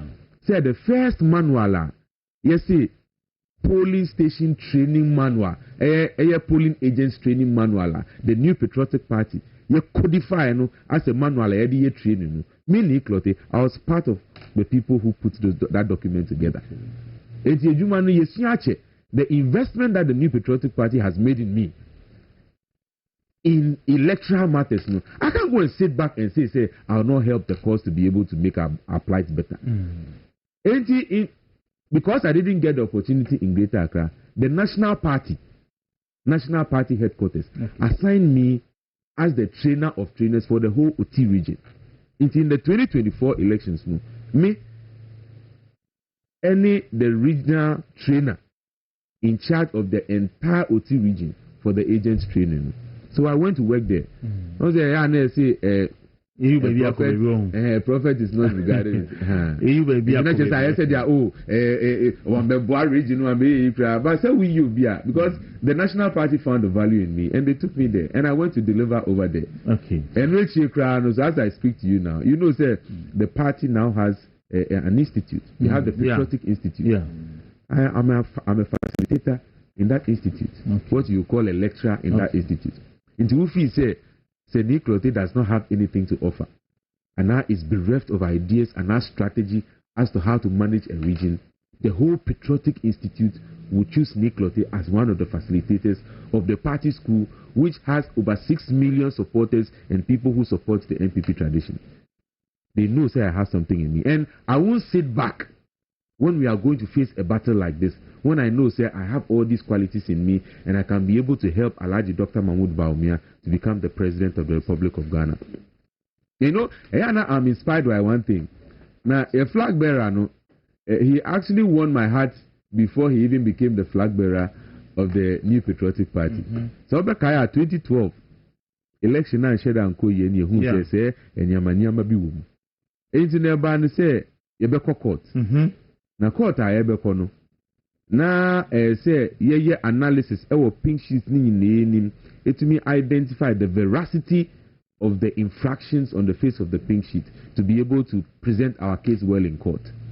Now ma handle some collation activity be prior to the elections. Into a ban say no. James say na woni microphone ejuma, so put the best out of them together so that we can start paying attention to that infractions on the face of the pink sheet. Nteja me ana me boaboa nkrofona no nti yewie no it was myself as Emmanuel Clote, Ronald Hermans nyame fa ne crency ye no wo domeko abenya eni bubuku moji ena ye ntwa wo chaya ena ye di shasi edi sejuma se obeka ya Salem down ena ne ye sheho ena omusuma police for ni asoja for no mbetugu yeso wo ho gidi Ebeti omusi ye krantioni nkontimba ni ade wo ho make is na paper ni ento ni ye hwe evidence omudi edi enya e wo elections ni mu echi ne ko wie mu e wo ye flag bearer ni fie enti the petitioners technical team a friend pink sheet team na omubua ebo lawyers ne chidom in the 2012-2013 election petition working with people like Dr. Augustine Blay, Charles Amwa Sante and John Atefanum ni ade Alhaji Dr. Mahmoud Bawumia, you and I were not there. That was when he won my heart. And he became the petitioner on Ejina Boxmu, Echuchaji, the New Patriotic Party. I used to sit with him and we work together. When you are working, Alhaji Dr. Mahmoud Bawumia is involved. And he's paying attention to make sure he has a good grasp of the issues. Nasi that's a Dr. Bawumia Tnasi. No, no lawyers na kasa. You ask yourself, say, hey, na papai, ono no che yejuma na ye yejuma na buano. He was a sharp man, and when he stands in the dock, anytime he come back, they a bomb fire buano. Because he had a good understanding of the issues, he was able to explain so much so that by the time ye win in the election petition, all Ghanaians got to realize that then we woke up. And if you pay attention, it was in the 2016 elections. that we won by almost 1 million votes. That had never happened before because we sat up based on all the understanding that we got from that project. Enti Baumia dear, His Excellency Odamakoma so preoccupé. It is a Baumia the president of Ghana, me Emmanuel Clotte. I'll not sit back. I'll give everything I can. And that was the reason why I even contested 4 years ago. Because I felt there was a lot I need to give to be able to support this man to become the president of the Republic of Ghana. And that spurs me on up till today. And I'm not going to give up until Nyamin Chade, His Excellency Alhaji Dr. Mahmoud Baumia, is made the president of the Republic of Ghana in 2028. All right. Maybe about what the last message, because you're very national, so that message will be your message to the delegates. Lord, Mefan is Obija election to a lot to see. But any other issue I will touch on now. Many of the submission and analysis. What you say, you might not say. And then for us to lose seats like Ablekumanov. Ablekumanov for the Hokra de Nya, Domikwabina. Now Ablekumanov, you lose to that. Not about us time, we never lost the Ablekumanov near Vini, huge margin. Because of Ninja American Domikwabina, we said 2020, the difference was at least 25,000. Not this time, 25,000, no, 80 million. Disturbing. Yes, strategic person. And now, Osha and Okasona to me who say he has a lot of understanding on election issues. Your support near the Bemano.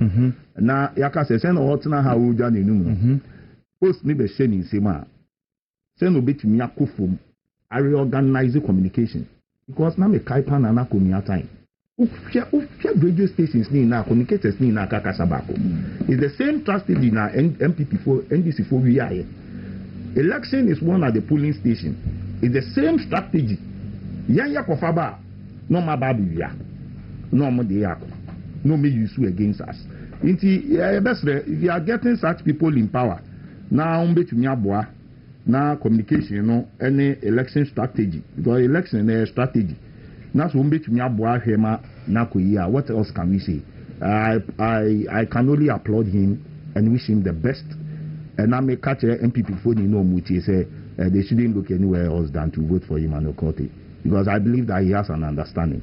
For our both deans or no my Jumadano leaves love to be desired. I have nothing much to say. Fire woman muni na idu maybe say nzema wakano ama makuma to me kakra because now party na my affair. Party eba abemu abibia e Ghana e positive ni na is the MPP party. Electoral reforms e positive ni na MPP party. Biometric registration test for Kwasamu Abuatin camp. I was part of the team. So reforms ni na MPP and they pushing for those elections. Those electoral reforms. Now you tell me at now what e man kufu here patego amaho. Some George mo de takasisa. Ya hakra. What happened? Pulling tiptoeing almost 40% of the voters in voting. Then Kwana party in the year, Yentunia stopping the propaganda of the NDC. Yabema party in the time Emma Ghana for. Party in the time. That I wanted to read Madame Funi post no to Facebook. No. Me read here na Miraho. Because the Ghanaians don't see any good in the MPP party. Why? Because Yatsnasi, MINDC for the propaganda. Akata Ghana Fweni, Efra Ghana Fweni. Emma Ghana for Adrin Akoyo almost say we are the best thing to ever happen to Ghana. But meanwhile, no, MPP is the best thing. Without MPP, and can nyoma be brave or honoma and what Ghana hand can they yeni. And look at the mindset of Dr. Baumia. Kesena Ghana card, Utumi, Ekoile. Or share the congesting nature of our settlement. Our Kofa Ghana Kada timber address system who timber and home one or next person address could be different from yours. Yeah. Eddie me na boom Eddie create a Ghana card and then who could deal on our own draw with map you. Just because and then MTN quick loan. with just your Ghana card, you bet me loan. These are brings. Now what's this government doing? I buy way pound I own our team reduce Libya. Tell me at the papa bakupa I buy way by why Yama Ghana into input. And go back and get a crowd now, they can't find it. I'm so married. And still, it's unfortunate. Ghana. But Ghana for still, who say, go for way, kill a buying. All right, Miniam, Mammy Fanti, benefiting from a bitter pill and MPP take here, no, and that is the only thing because Mom for BBMI, I'm for BBMI. Mom for BBMI. The only answer is how much the dollar above them.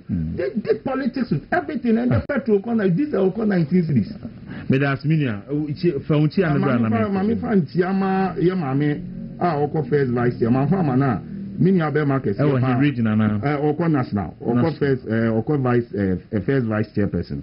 Yamame Yaf and Pom. Obaya from Obaya.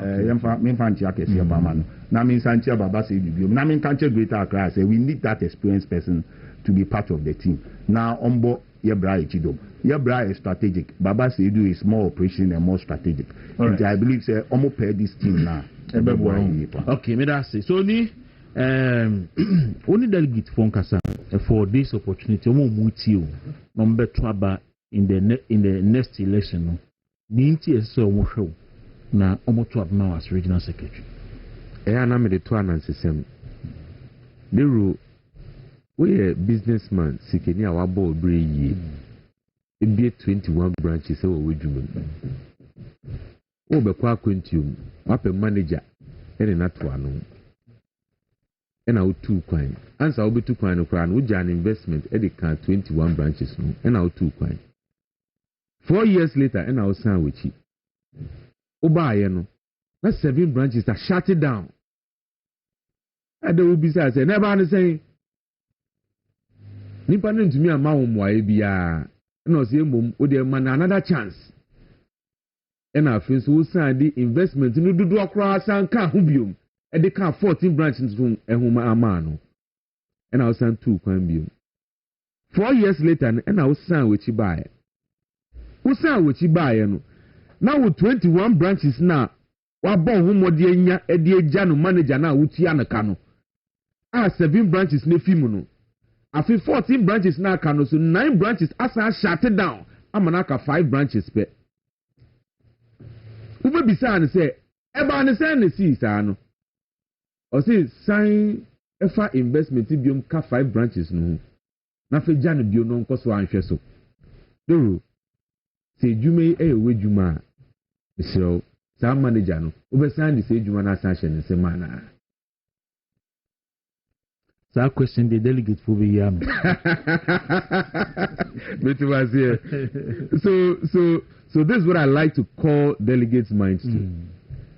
When you keep doing the same things, you can't expect different results. If you want to get different results, you have to do things differently. Clote, as Greater Accra Regional Secretary, Eba things differently. Strategy ami woni nyina no, yen kan bedwem. Many delegates for Asia.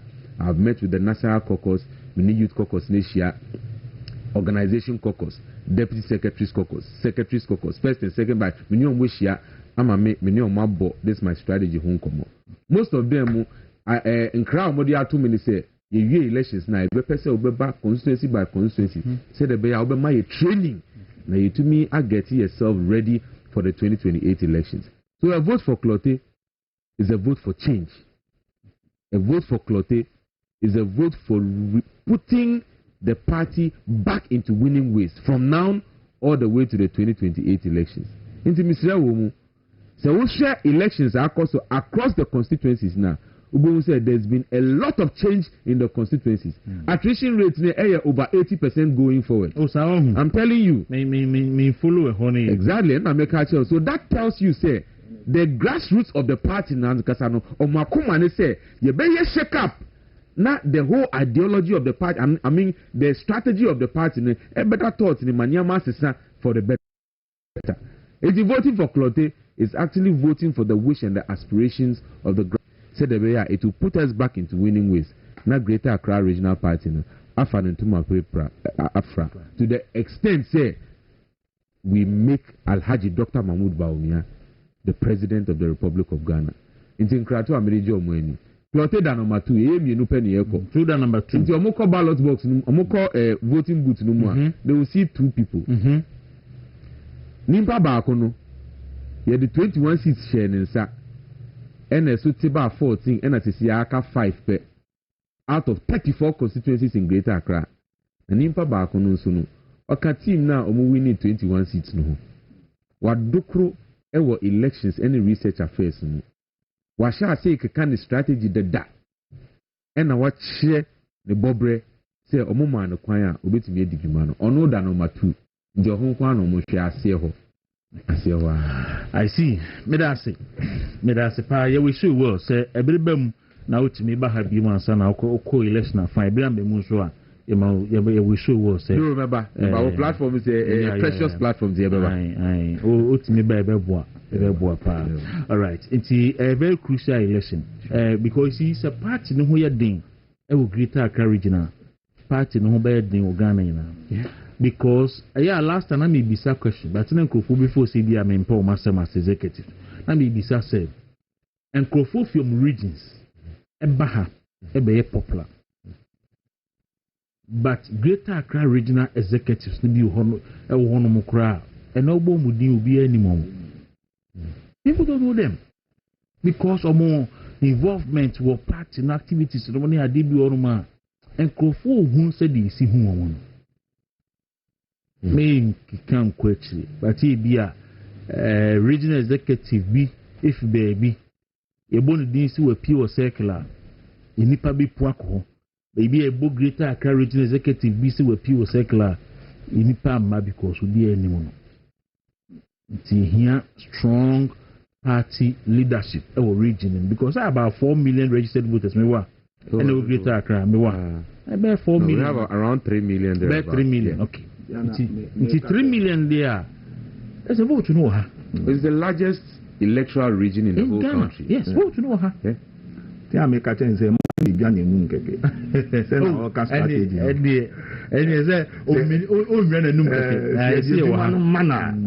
So to me entering. I been more honor.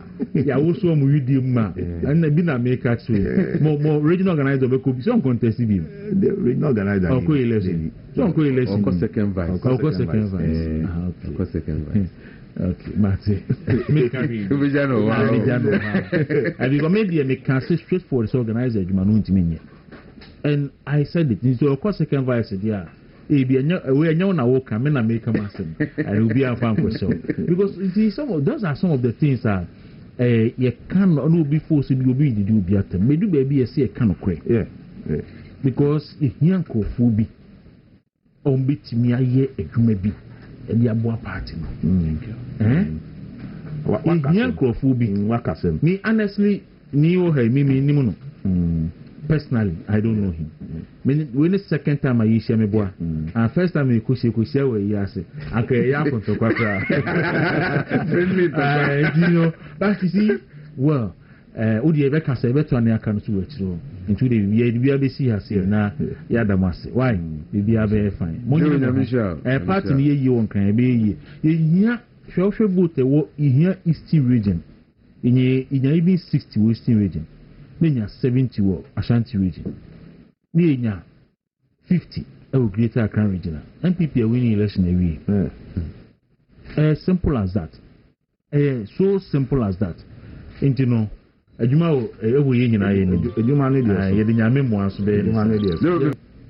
of this media discourse on your space, and I feel say I need to commend you, Ayukopa. I like the way we are dispassionate.